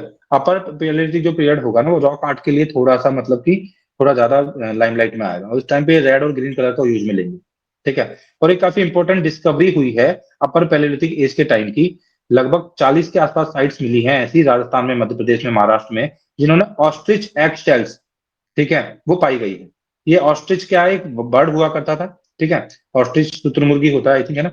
तो वो उसने काफी अरिड क्लाइमेट के अंदर भी अपने आप को अडॉप्ट कर लिया था। और फिर मतलब अपर प्लेस्टोसीन एज के अंदर बताया जाता है कि काफी मतलब वेस्ट इंडिया के अंदर काफी फ्लरिश था ये, जो आपका ऑस्ट्रिच था ना वो। तो इसके काफी जगह पे इसके जो इसके एग्स की सेल्स के फॉसिल्स आपको मिल जाएंगे, मतलब एक तरीके से 40 के आसपास साइज के अंदर। तो अभी पूछ लिया जाए कि कौन सा एक जो बर्ड था वो काफी प्रोमिनेंट के अंदर था आपका पैलियोलिथिक एज में, अपर पैलियोलिथिक एज के आसपास, तो आपका था ऑस्ट्रिच, ठीक है। अब टूल्स को थोड़ा सा और देख लेते हैं, तो टूल्स थोड़े और रिफाइंड हो जाएंगे, ठीक है। ग्रिंडिंग स्टोन्स वगैरह, बोर्ड टूल्स, स्टोन्स वगैरह, ये सब चीजें आ जाएंगी। बोन टूल इंडस्ट्री फ्लरिश होने लगेगी। फ्लिंट टूल इंडस्ट्री भी स्टार्ट होगी। तो फ्लिंट टूल इंडस्ट्री क्या होती है, तो ये क्या होता है कि फ्लिंट टूल क्या होता है कि वो होता है कि एक सेडिमेंट्री रॉक होती है जो स्पार्क प्रोड्यूस करने के लिए यूज में ली जाती है। इसको किसी हार्ड ऑब्जेक्ट से आप टकराते हो और स्पार्क प्रोड्यूस होता है ताकि फायर आप मतलब जला सको। तो फ्लिंट टूल इंडस्ट्री बोलेंगे इसको, फ्लिंट टूल बोलेंगे इसको, है ना। तो ये सब चीजें स्टार्ट हो जाएगी, ठीक है। और फिर उसके बाद और इम्पोर्टेंट यदि कोई डिस्कवरी यहाँ पे बोली जा सकती है तो रबल था एक। रबल, RUBBLE, रबल क्या होता है, रबल एक ब्रोकन स्टोन होता है, रेगुलर शेप होती है इसकी, है ना। और तो ध्यान रखना कभी रबल का डिस्कवरी कब हुई है ना, ये ब्रोकन स्टेज रेगुलर शेप का, है ना। इसका शेप और टेक्सचर थोड़ा अलग सा होता है, और फिर मतलब सर्कुलर फॉर्मेट में इसको कन्वर्ट किया जाता है, तो रबल होता है। रबल भी काफी इंपॉर्टेंट डिस्कवरी थी अपर पैलियोलिथिक एज की, इस चीज को आपको याद रखना है। तो आप अपर पैलियोलिथिक एज के अंदर जो है हम साइट से देख लेते हैं थोड़ी। तो इसमें दोबारा बेलन वैली, सोन वैली, नॉर्थ विंध्या, छोटा Nagpur प्लेटू, and upland of Maharashtra, Orissa, eastern Ghats वगैरह सब, ठीक है। अब जो सारी इंपॉर्टेंट जो पैलियोलिथिक साइट्स है ना, उसको एक साथ में बता देता हूँ आपको, सारा important Palaeolithic sites in India, ठीक है। अब कुछ नई चीजें मिलेंगी जो आपने पढ़ी नहीं होगी, है ना। तो इसमें एक तो क्या होगा, लिंक सुगूर आएगा, लिंक सुगूर। ये रायचूर रायचूर डिस्ट्रिक्ट में है, कर्नाटक के अंदर। तो लिंक सुगूर जो है, ये ना पहली साइट थी, first site to be discovered from India, Karnataka के अंदर पैलियोलिथिक साइट है, डिस्ट्रिक्ट के अंदर है। और इसका नाम है LINGSUGUR, लिंग सुगुर, ठीक है, लिंग सुगुर या लिंग सुगुर, कुछ भी बोल दो आप, जो भी आपको प्रोनाउंसिएशन का करना है कर सकते हो आप। तो लिंग सुगुर, ये रायचूर डिस्ट्रिक्ट के अंदर, कर्नाटक के अंदर, है ना, डिस्कवर की गई पहली साइट है। उसके बाद कश्मीर के अंदर, पहलगाम के अंदर, लीडर रिवर के आसपास, है ना, मतलब पहलगाम तो कश्मीर के अंदर, इसको भी आपको ध्यान रखना है थोड़ा सा। ठीक है, Sohan valley Punjab, banks of river, ठीक है, बाणगंगा सिरसा हरियाणा, बाणगंगा सिरसा हरियाणा, है ना, रिवर भी उसके अलावा ब्यास रिवर के आसपास की चीजें, सिरसा हरियाणा हो गया, बाणगंगा हो गया आपका। ठीक है, ये राजस्थान में मान लो आप बाणगंगा जो है, फिर चित्तौड़गढ़, कोटा, राजस्थान वगैरह, फिर साबरमती रिवर और जो माही रिवर बेसिन है उसके आसपास कुछ कुछ मिल जाएगा, ताप्ती गोदावरी भीमगढ़, मतलब जितनी भी रिवर्स है ना, आप ये देख लो सभी में कहीं ना कहीं कुछ कुछ मिल ही जाएगा, है ना। फिर उसके बाद कोरेगांव हो गया, चंदौली हो गया और शिकारपुर हो गया। तो भाई पूछ लिया शिकारपुर पैलियोलिथिक साइट कहाँ पे है, तो महाराष्ट्र के अंदर है। चंदौली भी महाराष्ट्र में है, और कोरेगांव तो आपको पता है, भीमा कोरेगांव इंसिडेंट भी हुई है, तो वो भी महाराष्ट्र के अंदर है।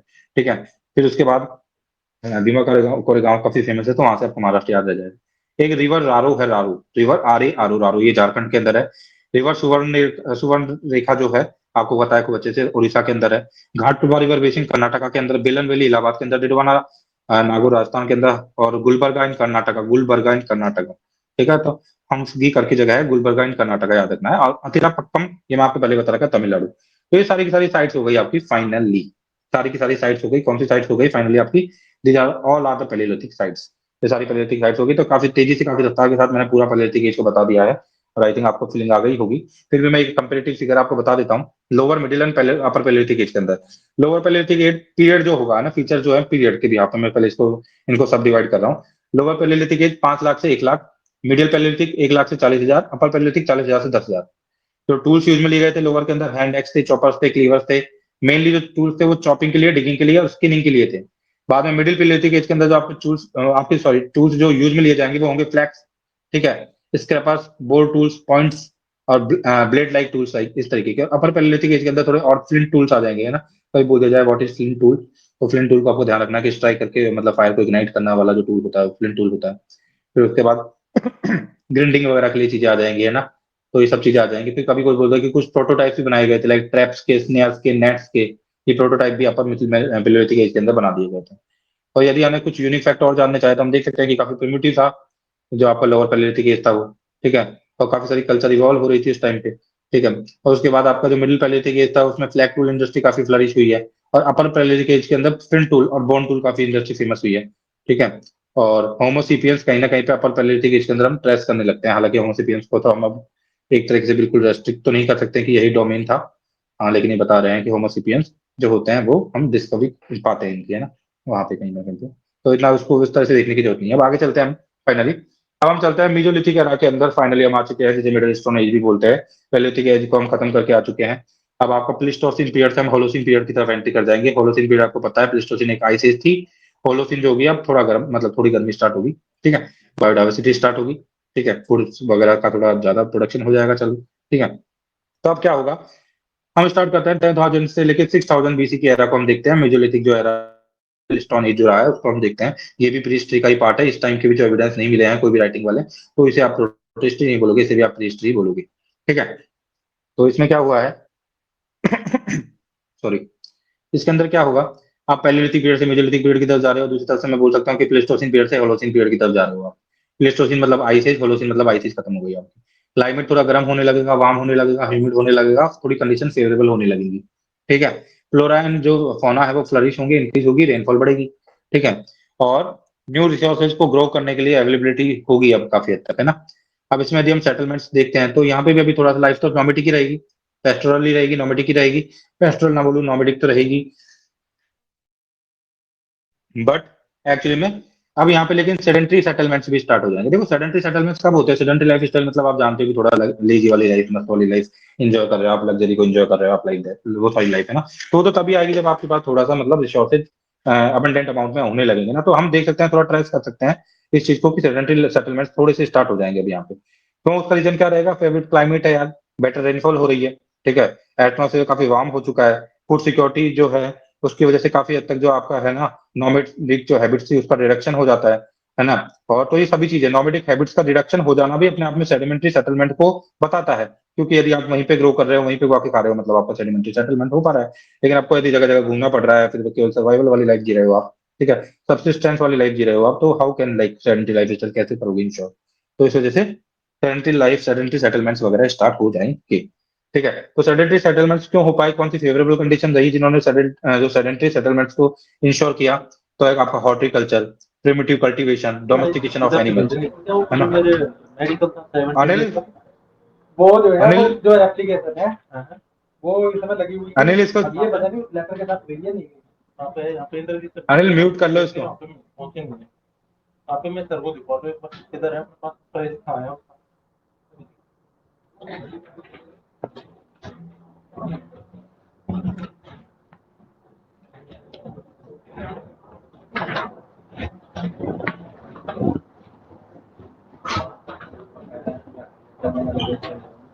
काहे की पीटी आ गया है।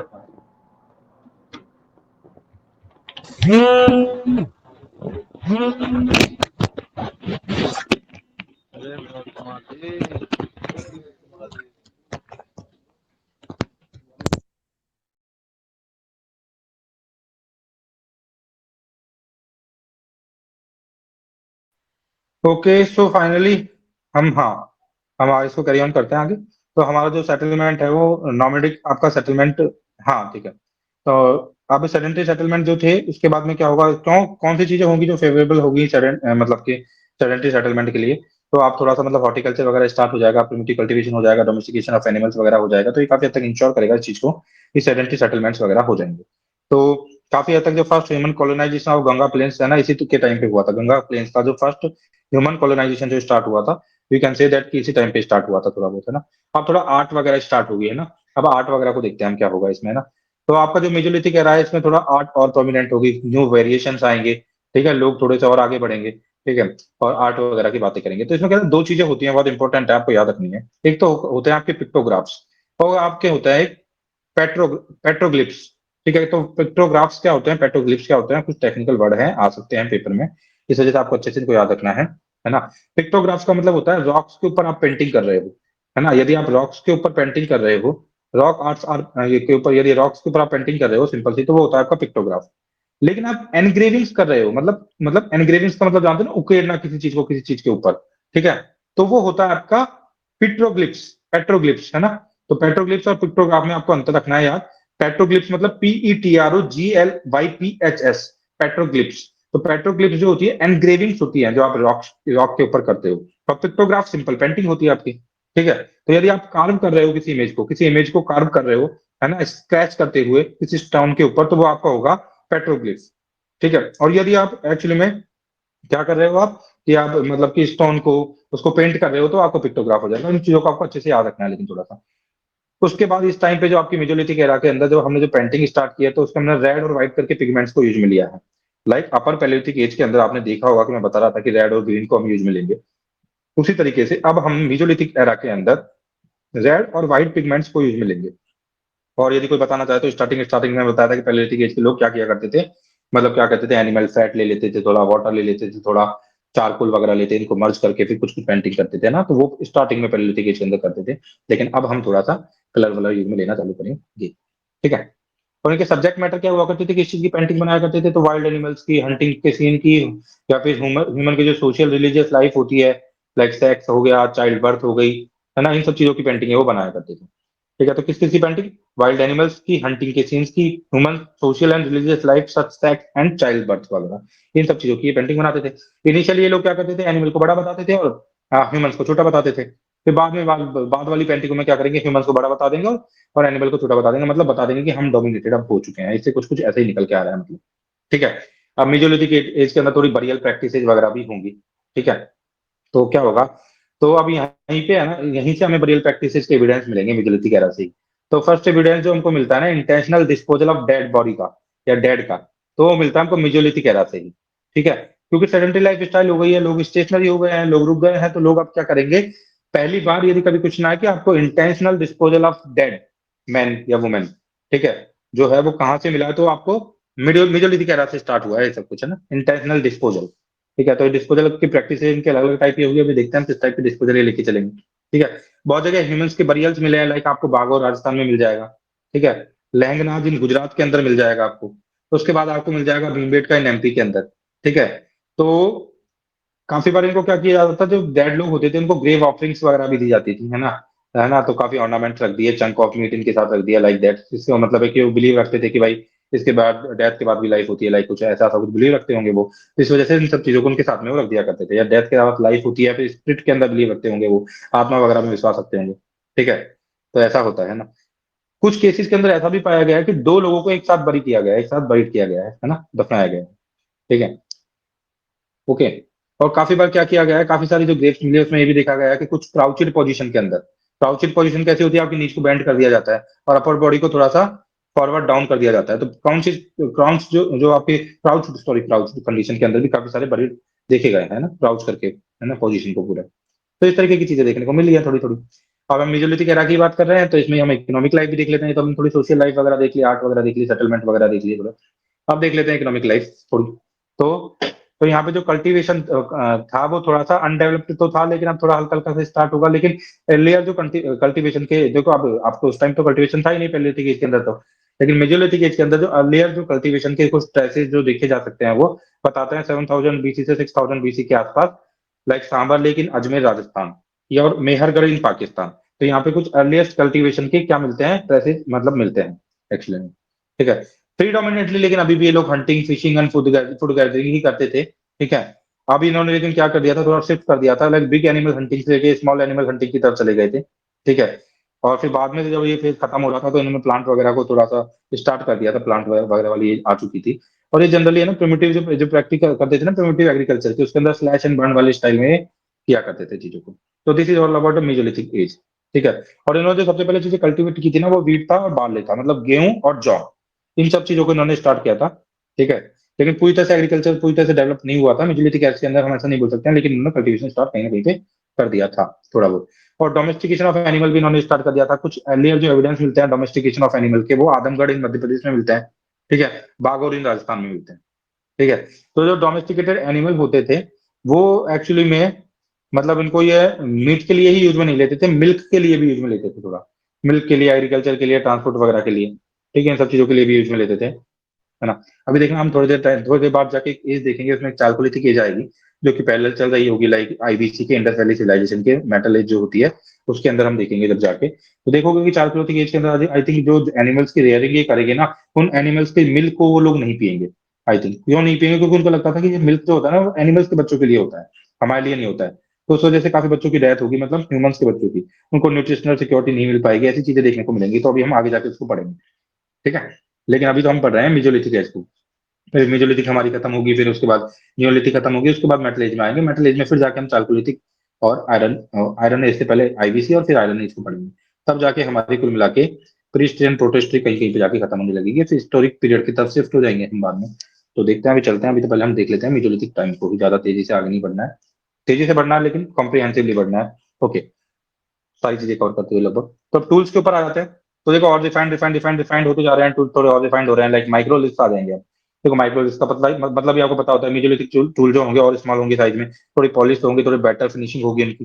पहले लिथिक एज के अंदर थोड़े रफ थे, बिग थे, क्रूड थे, अनपॉलिश थे, लेकिन अब यहाँ पे क्या हो जाएंगे, पॉलिश हो जाएंगे, बेटर हो जाएंगे, रिफाइंड हो जाएंगे, मतलब थोड़े और रिफाइन होंगे। तो ये माइक्रो लिथ बनेंगे अब यहाँ पे, है ना।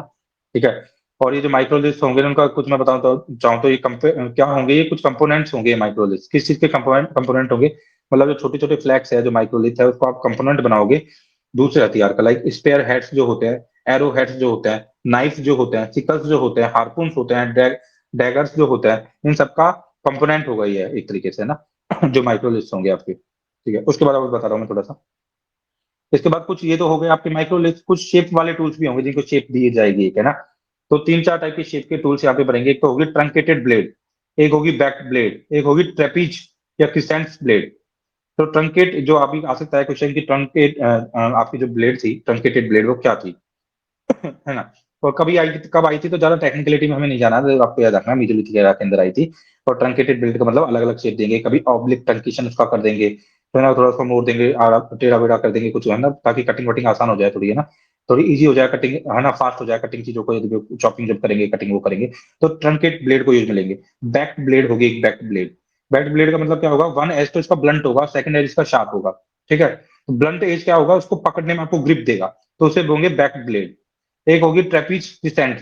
तो ये ट्रेपीज क्रिसेंट क्या होते हैं, कुछ टूल्स होते हैं लाइक बैक जो ब्लेड होती है और ऑब्लिक ट्रंकेट ब्लेड जो होती है, मतलब ये सबका कुछ मतलब मर्जर था, ये सबको कंबाइंड वे में ऐसा बोल देते होंगे कुछ क्रिसेंट वगैरह। तो ये कुछ टाइप के टूल्स हुआ करते थे। तो ये कुछ कुछ टूल्स हो गए जिन्हें बता दिया मैंने, शेप टूल्स है जिसमें ट्रंकेट ब्लेड हो गई, बैक ब्लेड हो गई, ट्रेपीज या क्रिसेंट ब्लेड हो गई, ठीक है। तो उसके अलावा माइक्रोलिस्ट हो गई। अब देखते हैं कुछ और टूल्स जो थे, कुछ और भी टूल्स थे ना, वही बॉ, एरो वगैरह, ग्राइंडिंग स्टोन्स वगैरह, ये सब चीज बहुत ज्यादा निटी में इसमें जाने की हमको रिक्वायरमेंट नहीं है। हम साइट्स देख लेते हैं पहले। भाई कौन सी साइट है, वहां पे क्या मिला है, थोड़ा बहुत है ना, ये देख लेते हैं। तो मीजोलिथिक साइट्स में एक राजस्थान के अंदर बागोर के अंदर साइट है। गुजरात की साइट्स काफी सारी है जो साबरमती नदी के किनारे पे मिली है, और साइट्स का आपको नाम याद रखना है। एक तो है अखाज, AKHAJ, अखाज। एक है वलसाना, एक है हिरपुर। थोड़ा याद करना टफ है मुझे पता है ना, लेकिन मैं ऐसे ही बोल रहा हूँ, मान लो कुछ स्ट्राइक हो जाए, या फिर इस वीडियो को देख के आप कोई भी यदि बुक पढ़ोगे, कोई भी डॉक्यूमेंट पढ़ोगे, तो आपके लिए आसानी होगी उसको रिमेम्बर रखने में, उसको याद रखने में। आपको थोड़ा सा मतलब ऐसा लगेगा फेमिलियर फेमिलियर टाइप का।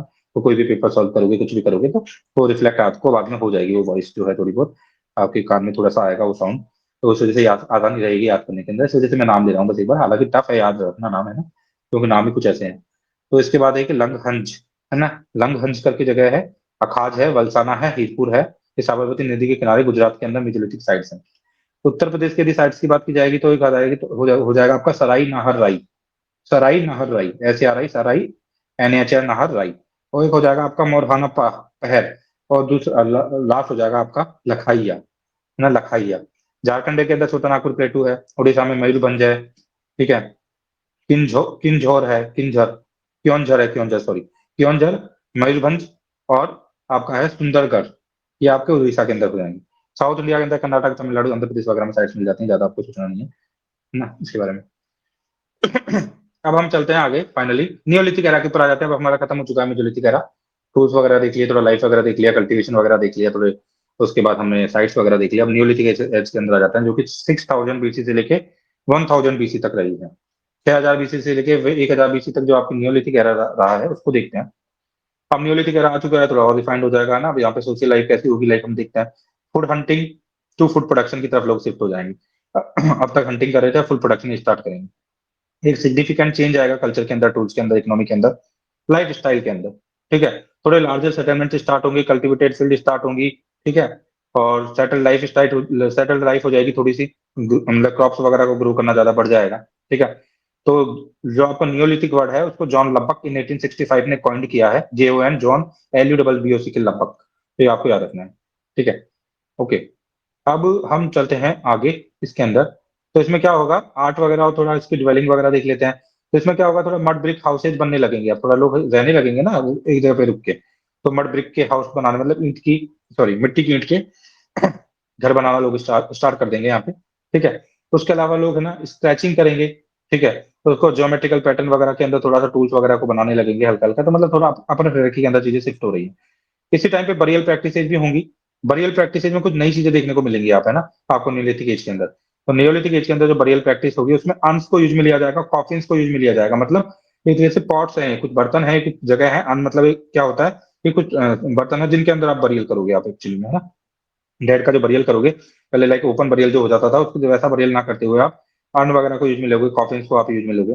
तो अन्न अन्न क्या होता है, जो टाल, थोड़ा मतलब क्या होता है, वो बर्तन जैसा ही होता है, ज्यादा आपको सोचना नहीं है इसमें ना। तो वहां पे ये होगा, है ना।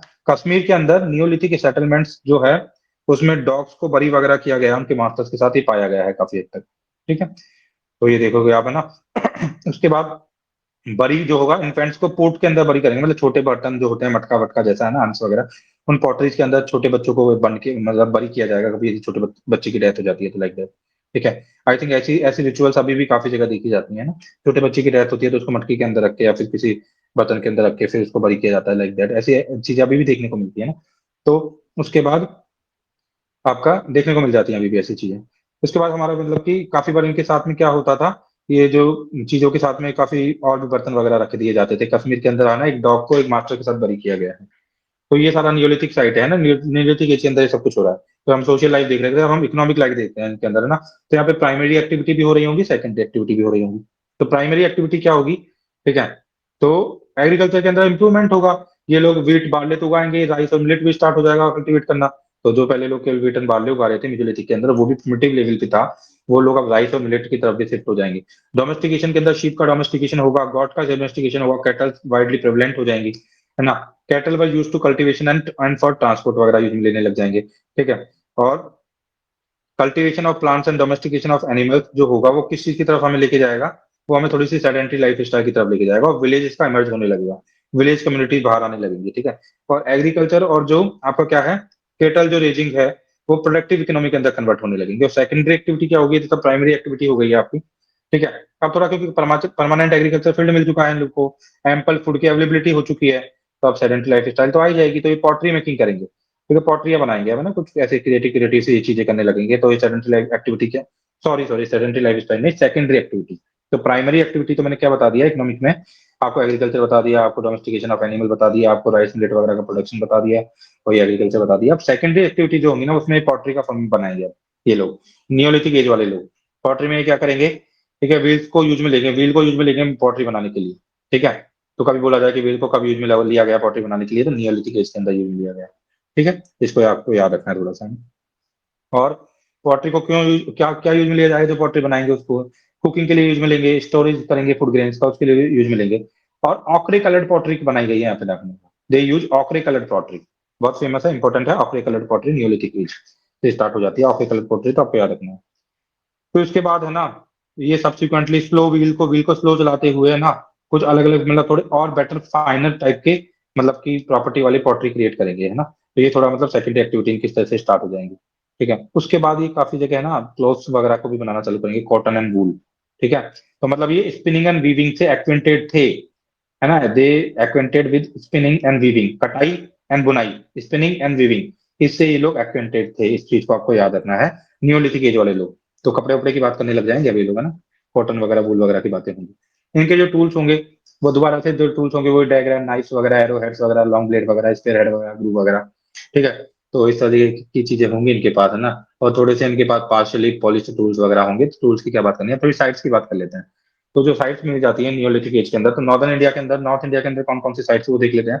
तो जो को पहली बात तो बहुत इंपॉर्टेंट है, पहली जो नियोलिथिक साइट खोजी गई है ना इंडियन सब कॉन्टिनेंट के अंदर, वो है मेहरगढ़।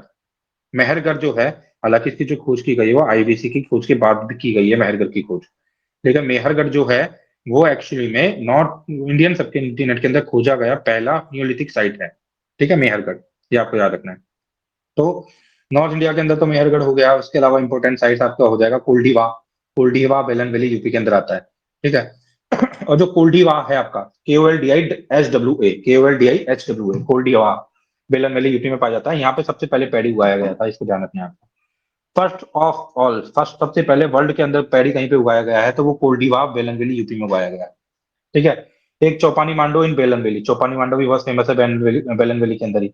यहाँ से सबसे पहले एविडेंस मिलते हैं पॉटरी के, यूज ऑफ पॉटरी के एविडेंस सबसे पहले मिलते हैं आपके चौपानी मांडो इन बेलन वैली के अंदर, ठीक है। इस चीज को आपको ध्यान रखना है अच्छे से, है ना। अब देखो थोड़ा सा ये ध्यान रखना, लेकिन ऐसा नहीं है कि जो मैं जितनी भी एजेस बता रहा हूँ ना हर जगह सेम टाइम पे स्टार्ट हो रही है।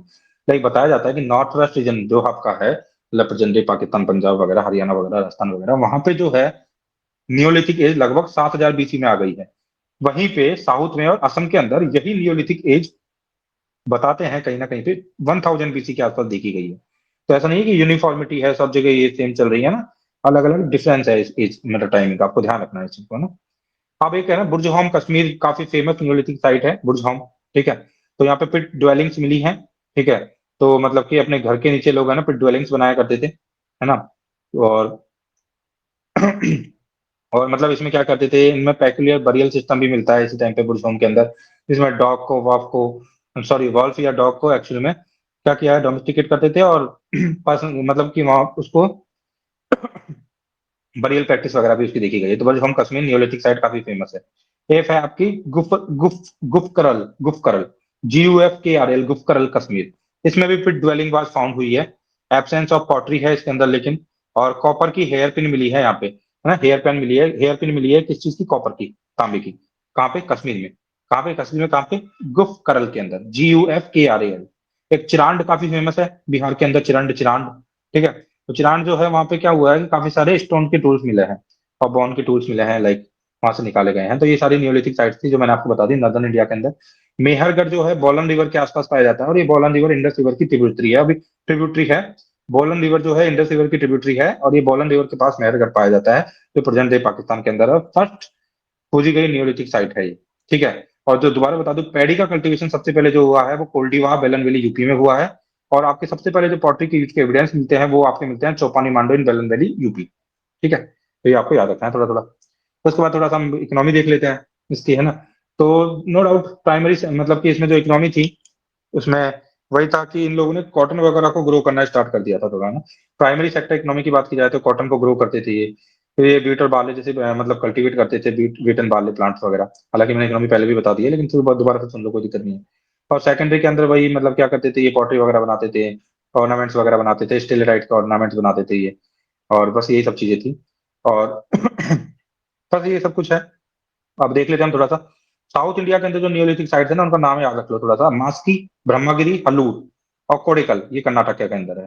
तो चार साइट है, याद आ जाए तो याद रख लेना। मास्की, ब्रह्मगिरी, HALLUR हल्लूर, और KODEKL कोडेकल, ये कर्नाटका के अंदर है, नियोलिथिक साइट्स हैं साउथ इंडिया के अंदर। और पियमपल्ली तमिलनाडु के अंदर है, पियमपल्ली, पायमपल्ली, या फिर PAIYAMEPALLI, पेयम्पापल्ली, या जो भी इसका नाम होगा, जो भी है ना, वो तमिलनाडु में है। उंटूर, UNTUR उंटूर आंध्र प्रदेश के अंदर है। और यहाँ पे ऐश माउंट्स भी मिले हैं काफी जगह, तो ये फालतू मतलब ठीक है, ऐश माउंट्स वगैरह भी मिलते हैं। ऐश माउंट्स कब होते हैं जनरली? ऐश माउंट्स से क्या पता चलता है कि भाई ये डोमेस्टिकेशन ऑफ एनिमल्स वगैरह करते होंगे। और फिर मतलब है ना, डोमेस्टिकेशन जब करते होंगे तो जो डंग होता है उनका, काउ डंग होता है, उसको जब ये जलाते होंगे उससे जो ऐश बनती होगी, तो वो ऐश माउंट्स, वैसे ऐश माउंट्स मिल रहा है काफी जगह ना, इसको ध्यान रखना। एक थोड़ी क्या आर्ट होती है, लेपिडरी आर्ट होती है, LAPIDARY, लेपिडरी आर्ट, ठीक है। तो जो लेपिडरी आर्ट होती है ना आपकी, वो साउथ इंडिया के अंदर पाई गई है। और लेपिडरी आर्ट कुछ नहीं होती है, कुछ नहीं, कटिंग और पॉलिशिंग ऑफ जेम्स होता है ना, जेम्स की कटिंग एंड पॉलिशिंग होती है, उसी को लेपिडरी आर्ट बोलते हैं ना। तो it's not like something special. तो लेपिडरी आर्ट भी देखी गई है ना, तो ये सारा आपका खत्म हो जाएगा पूरा का पूरा। हमने प्री-हिस्ट्री को लगभग मतलब प्री-हिस्ट्री के अंदर जो भी आपका पैलेलिथिक एज, फिर मेसोलिथिक एज, फिर फाइनली नियोलिथिक एज, इनको खत्म कर लिया है हमने। अब हम आ जाएंगे एक्चुअली में मेटल एज के ऊपर। तो आपको पता है पहले स्टोन आया, फिर कॉपर आया, फिर ब्रॉन्ज आया, फिर आयरन आया। तो ये कुछ इस तरह से प्रोसेस चलता रहा है। तो पहले कॉपर आया आयरन से पहले ना। तो एक्चुअली में तो देखो, महाजनपद वगैरह की स्टार्टिंग तभी तो होगी ना जब आयरन आएगा। उससे पहले तो लोग फाइट ही नहीं कर पाते थे, उनके पास हथियार बनाने के लिए क्या होगा? जब आपके पास हार्ड मेटल आ जाएगी, जब आपके पास स्ट्रॉन्ग मेटल आ जाएगी, तो आप हथियार बनाओगे, फिर फाइट करोगे, फिर अपना एक्सपेंशन करोगे, फिर अपनी एक्टिविटीज स्टार्ट करोगे।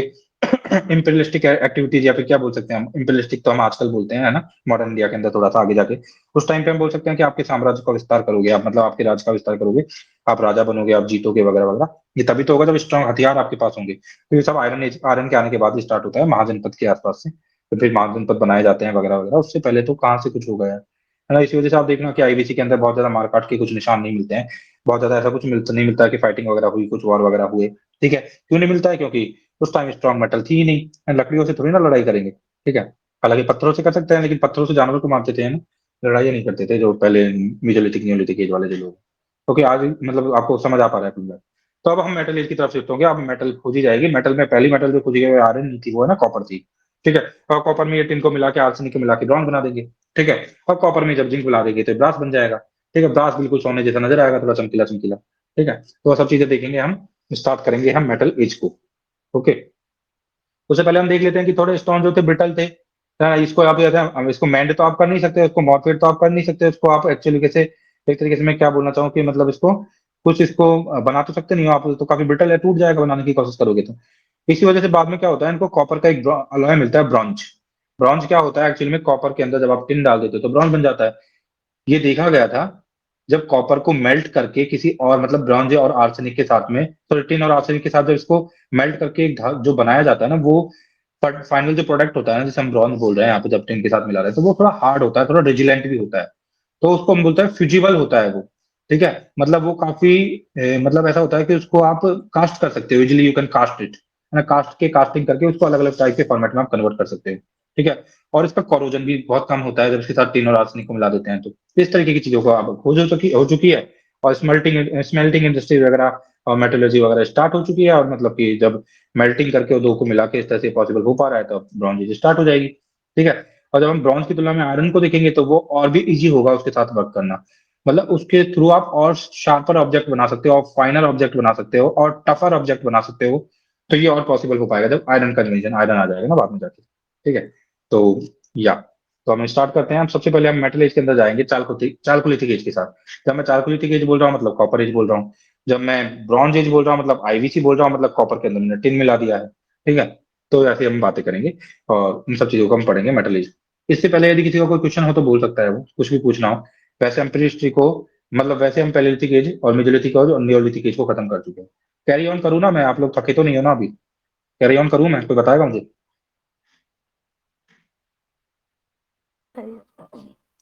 कोई दिक्कत नहीं। कैरी ऑन कर सकता हूँ मैं या फिर रोकना है? हाँ सर, करिए आप, कैरी ऑन। ओके, तो हम चालकोलिथिक एज को स्टार्ट करते हैं। और चालकोलिथिक एज जो है आपको याद रखना है 3000 बीसी से लेकर 700 बीसी तक रही थी। देखो आईबीसी और चालकोलिथिक एज काफी हद तक पैरेलल एज रही है, ऐसा नहीं है कि अलग अलग थी। इनके रीजन थोड़े थोड़े अलग अलग हो सकते हैं, मतलब रीजन मतलब एरियाज। लाइक आप देखना कि जब आप आईबीसी को पढ़ोगे तो आईबीसी को आप बताओगे कि 3300 3300 बीसी से लेकर 1300 बीसी तक रही। और चालकोलिथिक एज रही है 3000 बीसी से 700 बीसी तक। है ना? तो ये काफी ज्यादा, मैं पहले भी बताया ना कि कुछ हम ऐसे बिल्कुल क्रिस्टल क्लियर नहीं बोल सकते कि यहाँ पे तो ये है और यहाँ पे ऐसा है ना। तो चालकोलिथिक एज का मतलब यही था कि स्टोन एज के बीच में, ठीक है, चालकोलिथिक एज जो है एक्चुअली में, ओके, तो जनरली जो मतलब कि चालकोलिथिक एज यहाँ पे बोल सकते हैं कि नियोलिथिक एज या स्टोन एज, और के बाद में जाके जो ब्रॉन्ज एज स्टार्ट होगी ना उसके बीच की एज कुछ होती है, लेकिन ऐसा हम क्रिस्टल क्लियरली नहीं बोल सकते हैं एक्चुअली में। ठीक है, तो चालकोलिथिक एज के अंदर क्या होगा आप देख लेते हैं, है ना। अब चालकोलिथिक एज के अंदर विलेज कम्युनिटीज आ जाएंगी थोड़ी, विलेज बेस्ड इकोनॉमी स्टार्ट हो जाएगी। ठीक है, विलेज थोड़े लोग हट्स वगैरह में रहने लगेंगे। ठीक है, विलेज की कम्युनिटी बन जाएंगी। नियोलिथिक पीरियड खत्म हो चुका होगा। ठीक है, और जो सबसे ज्यादा प्रोमिनेंट फीचर था ना चालकोलिथिक एज के अंदर, वो क्या था? लोगों का जो है ना डेली रूटीन बन गया था एक, ना फार्मिंग क्रॉप्स को उगाने का, फिर वाइल्ड प्लांट्स को गैदर करने का, फिर हार्डिंग करने का शिप्स एंड केटल की। तो एक रूटीन सा बन गया था लोगों का, मतलब थोड़ा रूटीन हो गया था फिक्स।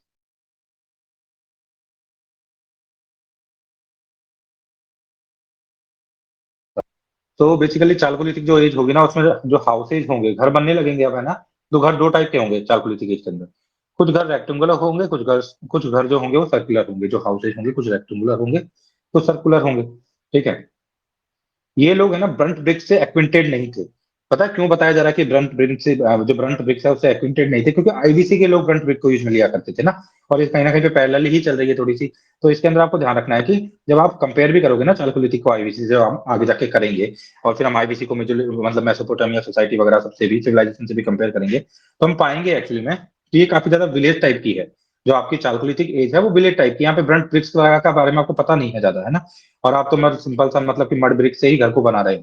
ठीक है, और मतलब क्ले वगैरह को यूज में लेते हुए, और फिर रिवर के जो ग्रेवल्स मिलते हैं आपको, रिवर के जो पत्थर मिलते हैं उनको क्ले के साथ मिक्स करते हुए, लाइक दैट, उस तरीके से आप बना रहे हो। और काफी बार जब आप घर घर बना रहे हो तो उसमें आप है ना, टूड़ा जो होता है ना, टूड़ा जो हम बोलते हैं गाँव की भाषा में स्ट्रॉ, ठीक है ना, स्ट्रॉ को यूज में ले रहे हो। तो उसके आप बम्बू को, वुडन रैफ्टर्स वगैरह इन सब चीजों को यूज में ले रहे हो। तो काफी हद तक हम ऐसा बोल सकते हैं कि ये काफी ज्यादा विलेज टाइप का था। मड टाइप की ब्रिक्स थी, पकी हुई ईंटें नहीं थी। और ये स्ट्रॉ को यूज में ले रहे थे। आज भी हम गाँव में जाते हैं तो ऐसे घर देते हैं ना स्ट्रॉ वाले। ठीक है ना, और मतलब कि घास वास के बने हुए, तो वैसे वैसे कुछ कुछ है ना। तो इसमें दो टाइप के हाउस होते थे, एक रेक्टेंगुलर हाउस होते थे, एक सर्कुलर हाउस होते थे। रेक्टेंगुलर जो हाउस होते थे वो चीफ के होते थे, मतलब जो थोड़े से चीफ लोग हैं, मतलब चीफ इन द सेंस थोड़े से डोमिनेटेड लोग हैं, अमीर लोग हैं, पैसे वाले लोग हैं, चीफ से मुखिया हैं, उनके थोड़े से हाउस जो होते थे वो रेक्टेंगुलर होते थे चालकोलिथिक एज के अंदर। और सर्कुलर हाउस किसके होते थे? जो जनरली और दूसरे हाउस हाउस होते थे वो सर्कुलर हाउस होते थे। ठीक है, अब देखते हैं इसमें लाइफ स्टाइल कैसी थी। ठीक है, तो चालकोलिथिक एज के अंदर लाइफ स्टाइल को हम स्टार्ट करते हैं। तो पीपल जो है ना बहुत ज्यादा ऑर्नामेंट्स और डेकोरेशन के बहुत शौकीन थे, ये चालकोलिथिक एज वाले लोग। ऑर्नामेंट्स डेकोरेशन वगैरह के बहुत शौकीन थे। ठीक है, और वुमेन्स भी बहुत ज्यादा ऑर्नामेंट्स वगैरह को बहुत ज्यादा मतलब कि पहनती थी। और जो ऑर्नामेंट्स इसमें ना ऐसा होता था कि शेल के और बोन के ऑर्नामेंट्स भी होते थे, हड्डियों के भी होते थे, है ना। और उनकी रिलीजियस प्रैक्टिस कैसी थी चालकोलिथिक एज वाले लोगों की? तो रिलीजन जो था ना, एक इंपॉर्टेंट एस्पेक्ट उभर के आया था चालकोलिथिक एज के अंदर। एक इंपॉर्टेंट एस्पेक्ट था इनके लिए रिलीजन। ठीक है, और इन्होंने स्मॉल क्ले इमेज बनाते थे, छोटी छोटी मतलब मूर्तियां बनाते थे, इमेज बनाते थे गॉडेस की, फीमेल गॉडेस की, अर्थ गॉडेस हो गई लाइक, है ना। तो ये पाई भी गई है चालकोलिथिक साइट्स के अंदर। ठीक है, और जनरली बोला जाता है कि मदर गॉडेस की पूजा करते होंगे। और ये बुल जो होता था ना उसको प्रॉब्लली ये रिलीजियस कल्ट का सिंबल मानते थे एक तरीके से। ठीक है, और उसके अलावा यहाँ पे काफी हद तक है ना नेचुरलिस्टिक स्टाइल के, है ना, थोड़ा नेचुरलिस्टिक और थोड़ा स्टाइल्स लिंगाज मिले हैं। ठीक है, जो यहाँ पे पाए जाते हैं साइट्स के आसपास, जो कि काफी ज्यादा बताते हैं कि जो कि लिंगास थे वो डिवाइन जनरेटिव एनर्जी के सिंबल्स हुआ करते थे। तो हम बोल सकते हैं कुल मिला के कि रिलीजियस प्रैक्टिस जो थी इनकी, वो काफी ज्यादा मतलब रिलीजियस थे ये लोग, है ना, चालकुलिथिक कल्चर के जो लोग थे वो। पॉटरी की जब बात की जाए, हम थोड़ी पॉटरी की यदि बात करेंगे इस टाइम पे, तो मैंने बताया था एक तो ऑके कलर्ड पॉटरी हुआ करती थी नियोलिथिक एज के अंदर। तो यहाँ पे ऑके कलर्ड पॉटरी तो होगी ही, साथ ही साथ में black and red pottery, black and red ware, BRW बोलते हैं इसको, black and red ware pottery भी यहाँ पे स्टार्ट हो जाएगी। ठीक है, और इसमें black and red where and painted pottery, मतलब पेंटिंग वगैरह इसके ऊपर पॉटरी के ऊपर स्टार्ट कर देंगे, ये ना कुछ यूनिक फीचर से स्टार्ट होंगे यहाँ पे। यहाँ पे ब्लॉक कार्ड्स देखने को मिलेंगे आपको, है ना, व्हील्ड ब्लॉक कार्ड्स वगैरह पाए जाएंगे आपको, है ना, पॉट्स वगैरह। तो ये सब चीजें यहाँ पे स्टार्ट होंगी, ठीक है। और पॉटरी थोड़ी सी क्या हो जाएगी और डिफाइंड हो जाएगी, और मतलब कि बहुत सारी शेप्स के अंदर पॉटरी मिलेगी, लाइक बॉल्स हो सकते हैं, बेसिन्स हो सकते हैं, स्पाउटेड जार्स हो।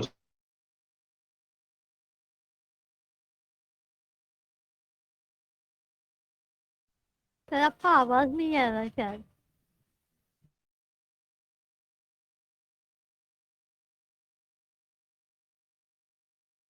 अभी आ पा रही है मेरी आवाज? Am I audible? हाँ सर अब ठीक है।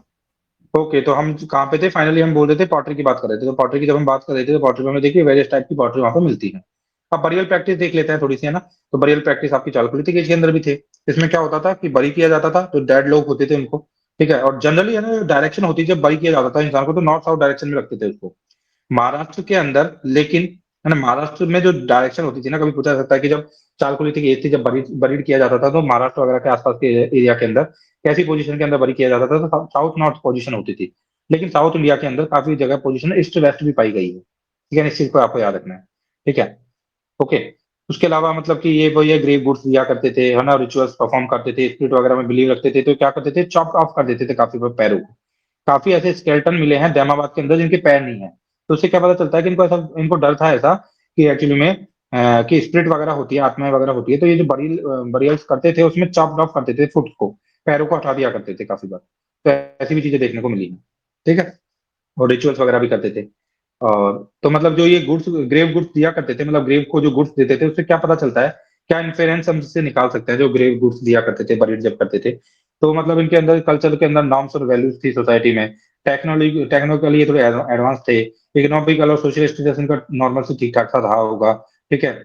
और मतलब ये एक्चुअली में मेटेरियल कल्चर में बिलीव रखते थे, और काफी गुड्स वगैरह उस टाइम पे अवेलेबल हो गए थे। ये सब कुछ हम मतलब अज्यूम कर सकते हैं उन सब चीजों से।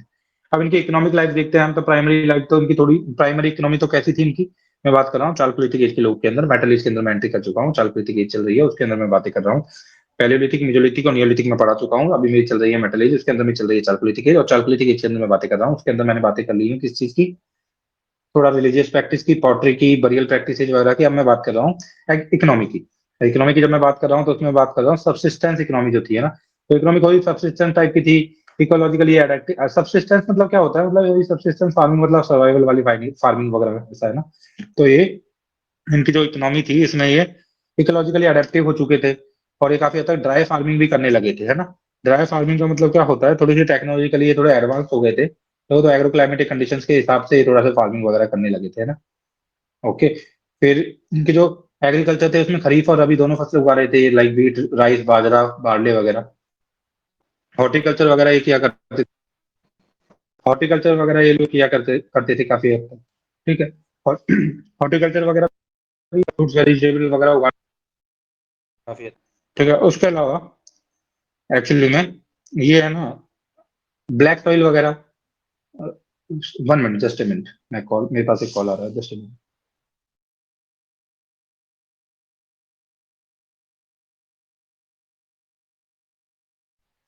ओके। तो ये डोमेस्टिकेशन, कैटल रेयरिंग वगैरह, पेस्टोलिस्ट टाइप के नोमैडिक हर्डर्स भी हुआ करते थे, हंटिंग फिशिंग वगैरह सब करते थे ये लोग, है ना। अभी तक बताते हैं कि ये लोग हॉर्सेज जो होते हैं ना, घोड़े से ये लोग अवगत नहीं थे।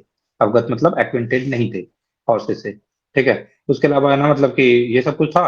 और इनकी सेकेंडरी इकोनॉमी की बात करूँ तो ना, प्राइमरी इकोनॉमी तो ऐसी थी सारी, हॉर्टिकल्चर। और फिर उसके बाद ये क्या होता था, ये सब चीजें किया करते थे। फिर उसके बाद कॉटन वगैरह भी उगा लेते थे, है ना, ध्यान रखना, कॉटन उगाने लग गए हैं ये लोग, ठीक है। उसके बाद जो सेकेंडरी इकोनॉमी है ना, कॉटन तो आई थिंक न्यूलिथिक एज वाले भी उगाने लगे थे, हमने देखा था अभी पहले, है ना। तो क्योंकि वो वीविंग और स्पिनिंग वगैरह किया करते थे, तो उगा ही लेते थे, सिंपल सी बात है ना। अब सेकेंडरी जो इकोनॉमी थी चारकोलिथिक एज के अंदर, वो क्या होता था, ये है ना, एक्सपर्ट कॉपर स्मिथ हुआ करते थे, क्योंकि कॉपर तो आ ही चुकी थी, तो एक्सपर्ट कॉपर स्मिथ हुआ करते थे ये लोग। कॉपर स्मेल्टिंग वगैरह काफी बढ़िया कर लेते थे, और आर्टिक्राफ्ट आर्टिक्राफ्ट मतलब आर्टिफैक्ट्स वगैरह बना लेते थे, क्राफ्ट कर देते थे कॉपर से। और ये स्टोन, एक्सीलेंट स्टोन वर्कर भी थे।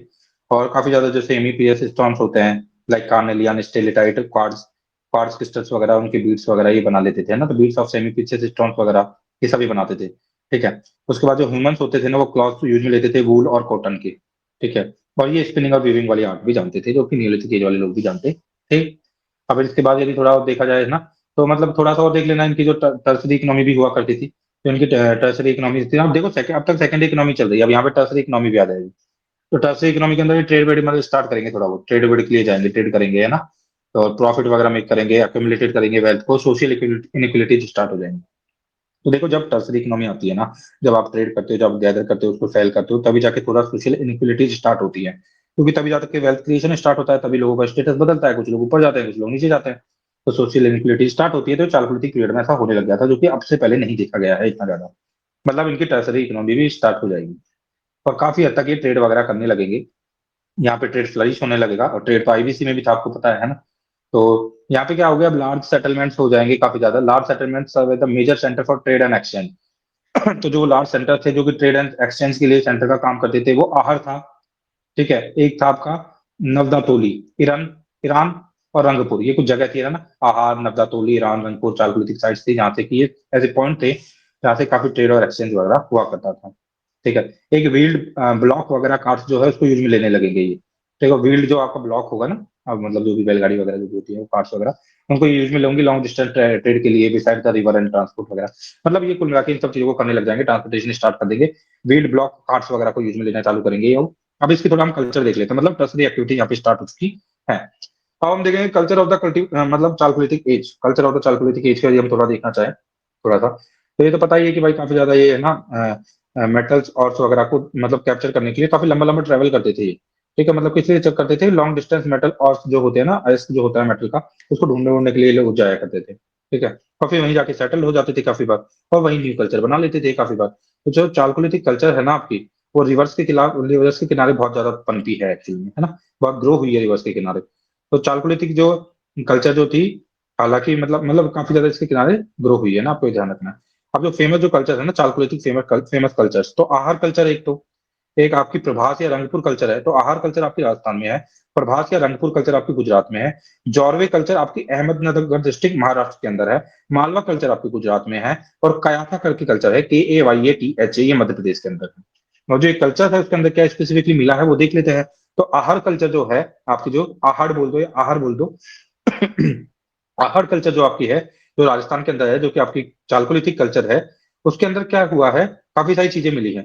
यहाँ पे एक जगह है गिलुंड करके, तो यहाँ पे है ना, आहड़ कल्चर के अंदर भी कुछ साइट्स मिले हैं, लाइक बालाथल मिला है, गिलुंड मिला है। और बालाथल के अंदर फोर्टिफाइड सेटलमेंट्स मिले हैं।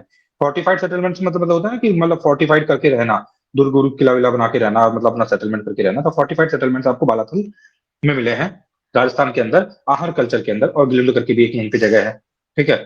और यहाँ पे black and red ware pottery के भी आपको एविडेंस मिल जाएंगे। उसके अलावा काफी सारे कॉपर के टूल्स मिल जाएंगे, और कंटेम्परेरी जो कम्युनिटीज होती है ना, मतलब कुछ ऑब्जेक्ट कॉपर के टूल्स वगैरह मिल जाएंगे आपको। ये आप सब आहर कल्चर के बारे में मैं बता रहा हूँ, जो कि राजस्थान के अंदर है। दूसरी जो मैं कल्चर बता रहा हूँ आपको है प्रभास कल्चर, रंगपुर के अंदर जो है गुजरात में। ये प्रभास कल्चर या सॉरी, प्रभास या रंगपुर कल्चर, इसको प्रभास कल्चर भी बोलते हैं, ठीक है, और रंगपुर कल्चर भी बोलते हैं, जो गुजरात के अंदर है।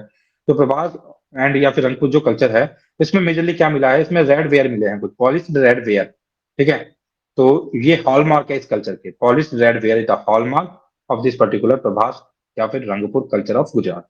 अब जौरवे कल्चर जो अहमदनगर में मिली है महाराष्ट्र के अंदर, उसको देख लेते हैं। यहाँ पे गोल्ड के ऑर्नामेंट्स मिले हैं, ठीक है, गोल्ड ऑर्नामेंट्स मिले हैं आपके ग्रेव गुड्स गुड्स के साथ में, है ना। ईमान गांव करके एक जगह है महाराष्ट्र के अंदर, ठीक है, ये काफी फेमस भी है ना, ईमान गांव जो है।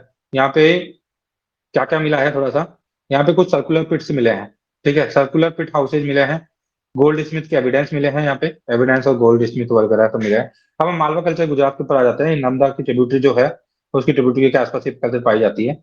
यहाँ पे भी क्या होता है, ग्रेव गुड्स फाउंड किए गए हैं। और नवाद तोली करके एक जगह है, नवादा तोली, NAVDATOLI, नवाद तोली, बताया जाता है कि चालकुलिथी की काफी लार्जेस्ट साइट हुआ करती थी। एक आपकी कयाथा कल्चर मध्य प्रदेश के अंदर है, ये कहाँ पे है, located in Chambal and it's tributary के आसपास कयाथल कल्चर है आपकी। और यहाँ पे आपको क्या मिला है, चॉकलेट कलर की डिजाइन मिली है ना, चॉकलेट कलर की डिजाइन मिली है, किसके ऊपर, रेड स्लिप्ड वेयर के ऊपर। एक वेयर है रेड स्लिप्ड वेयर, उसके ऊपर चॉकलेट कलर का डिजाइन मिला है, कायाथिल मध्य प्रदेश गुजरात के अंदर। तो ये चॉकलेट कलर का डिजाइन होने की वजह से काफी फेमस हो जाता है। कभी पूछा जाता है काया था कल्चर मध्य प्रदेश। टूल्स देख लेते हैं इनके थोड़े से, जो आपके चालकुलेटिक एज वालों के टूल्स जो हैं, टूल्स इनके क्या होंगे, कुछ टूल तो वैसे ही माइक्रोलिथ फ्लैग टूल्स वगैरह होंगे, ठीक है। और कुछ जो इनके टेक्नोलॉजी के साथ नए टूल्स बनेंगे, वो चिपिंग ग्राइंडिंग मतलब स्मेल्टिंग, क्योंकि इनके पास अब कॉपर है, तो थोड़ा स्मेल्टिंग वगैरह करेंगे मेटल का ये। तो उसके थ्रू थोड़ा आर्टिफैक्ट्स वगैरह भी ये बना लेंगे, है ना। तो इसमें कुछ सोफिस्टिकेटेड टूल्स भी मिलते हैं, है ना, और कॉपर के टूल्स भी मिलते हैं, ठीक है। आना पर इसको आप ध्यान रखना, इन लोगों को चारकुलितिक एज वाले लोगों को ये पता नहीं था कि टिन को कैसे कॉपर में मिक्स किया जाए, ठीक है, ये इनको आता नहीं था, है ना। वो लोग तो आईवीसी वाले लोग करेंगे ना, वो लोग वो चीज तो इस वजह से इन लोगों को ये चीज आती नहीं थी। और इनका इस कल्चर का डिक्लाइन क्यों हो गया, काफी बार बोला जाता है कि इस कल्चर का डिक्लाइन क्यों हुआ। तो ना वो मैंने आपको बताया था पहले, एक बहुत इंपॉर्टेंट पॉइंट, कि जो मिल्क होता था ना, ड्रिंकिंग मिल्क जो होता था बच्चों एनिमल्स का, वो सोचते थे कि ये है ना बच्चों के लिए नहीं होता है, हमारे लिए नहीं है, ह्यूमंस के लिए नहीं है, तो एनिमल्स के जो बच्चे होते हैं ना उन्हीं के लिए होता है। तो इस वजह से उसको वो कंज्यूम नहीं किया करते थे, तो न्यूट्रिएंट्स वगैरह नहीं मिलते थे। उस तक के अलावा उस टाइम के काफी ज्यादा कॉलेरा, मलेरिया, है ना, मतलब इस तरीके की बीमारियां बहुत हुई है, थोड़ी अनहाइजेनिक कंडीशन हुआ करती थी हम लोगों को, ठीक है। तो इस वजह से एपिडेमिक्स आ जाया करते थे। कभी कभी रेनफॉल नहीं होती थी तो फूड की स्कैसिटी हो जाती थी, ठीक है, क्योंकि एग्रीकल्चर तो था ही वहाँ पे काफी प्रोमिनेंट के अंदर। तो ये सब चीजों की वजह से ये जो कल्चर है वो डिक्लाइन हो गई, ऐसा बताया जाता है। तो इसी के साथ हमारी जो कल्चर होती है खत्म हो जाती है, कौन सी, चालकोलिथिक कल्चर, जो कि मेटल एज के अंदर हम पढ़ रहे हैं। अब इसी के पैरेलल में कल्चर चल रही है ब्रॉन्ज एज कल्चर, जो कि आपकी आईबीसी चल रही है, ठीक है। तो वो आईबीसी को हम पढ़ेंगे 3300 बीसी से लेके 1300 बीसी तक रहेगी। और आईबीसी तो काफी फेमस है, पूरा तो अभी मैं आईबीसी पढ़ा नहीं सकता, बाद में पढ़ाऊंगा। लेकिन मेजर मेजर जो फीचर्स है आईबीसी के वो बता दूंगा, तो काफी एक्सटेंसिवली बता दूंगा मैं, तो काफी सवाल उसमें से हो जाएंगे। फिर इसके बाद हमें ना, इसको पढ़ने के बाद फिर हम आयरन एज के ऊपर आ जाएंगे बाद में। ये सब कुछ चलेगा। तो अभी मुझे लगता है कि आप लोग भी शायद, काफी क्लास हो चुकी है, हालांकि ज्यादा लंबी तो नहीं हुई है, लेकिन देखते हैं कितने टाइम की हो गई है। ठीक है, आगे कैरी ऑन करनी है या फिर आगे बाद में कैरी ऑन करें, बताइए आपका सुझाव क्या है। सर बाद में कैरी ऑन कर ले। ओके ओके ठीक है। तो मैं 1 मिनट इस रिकॉर्डिंग को रोक देता हूँ।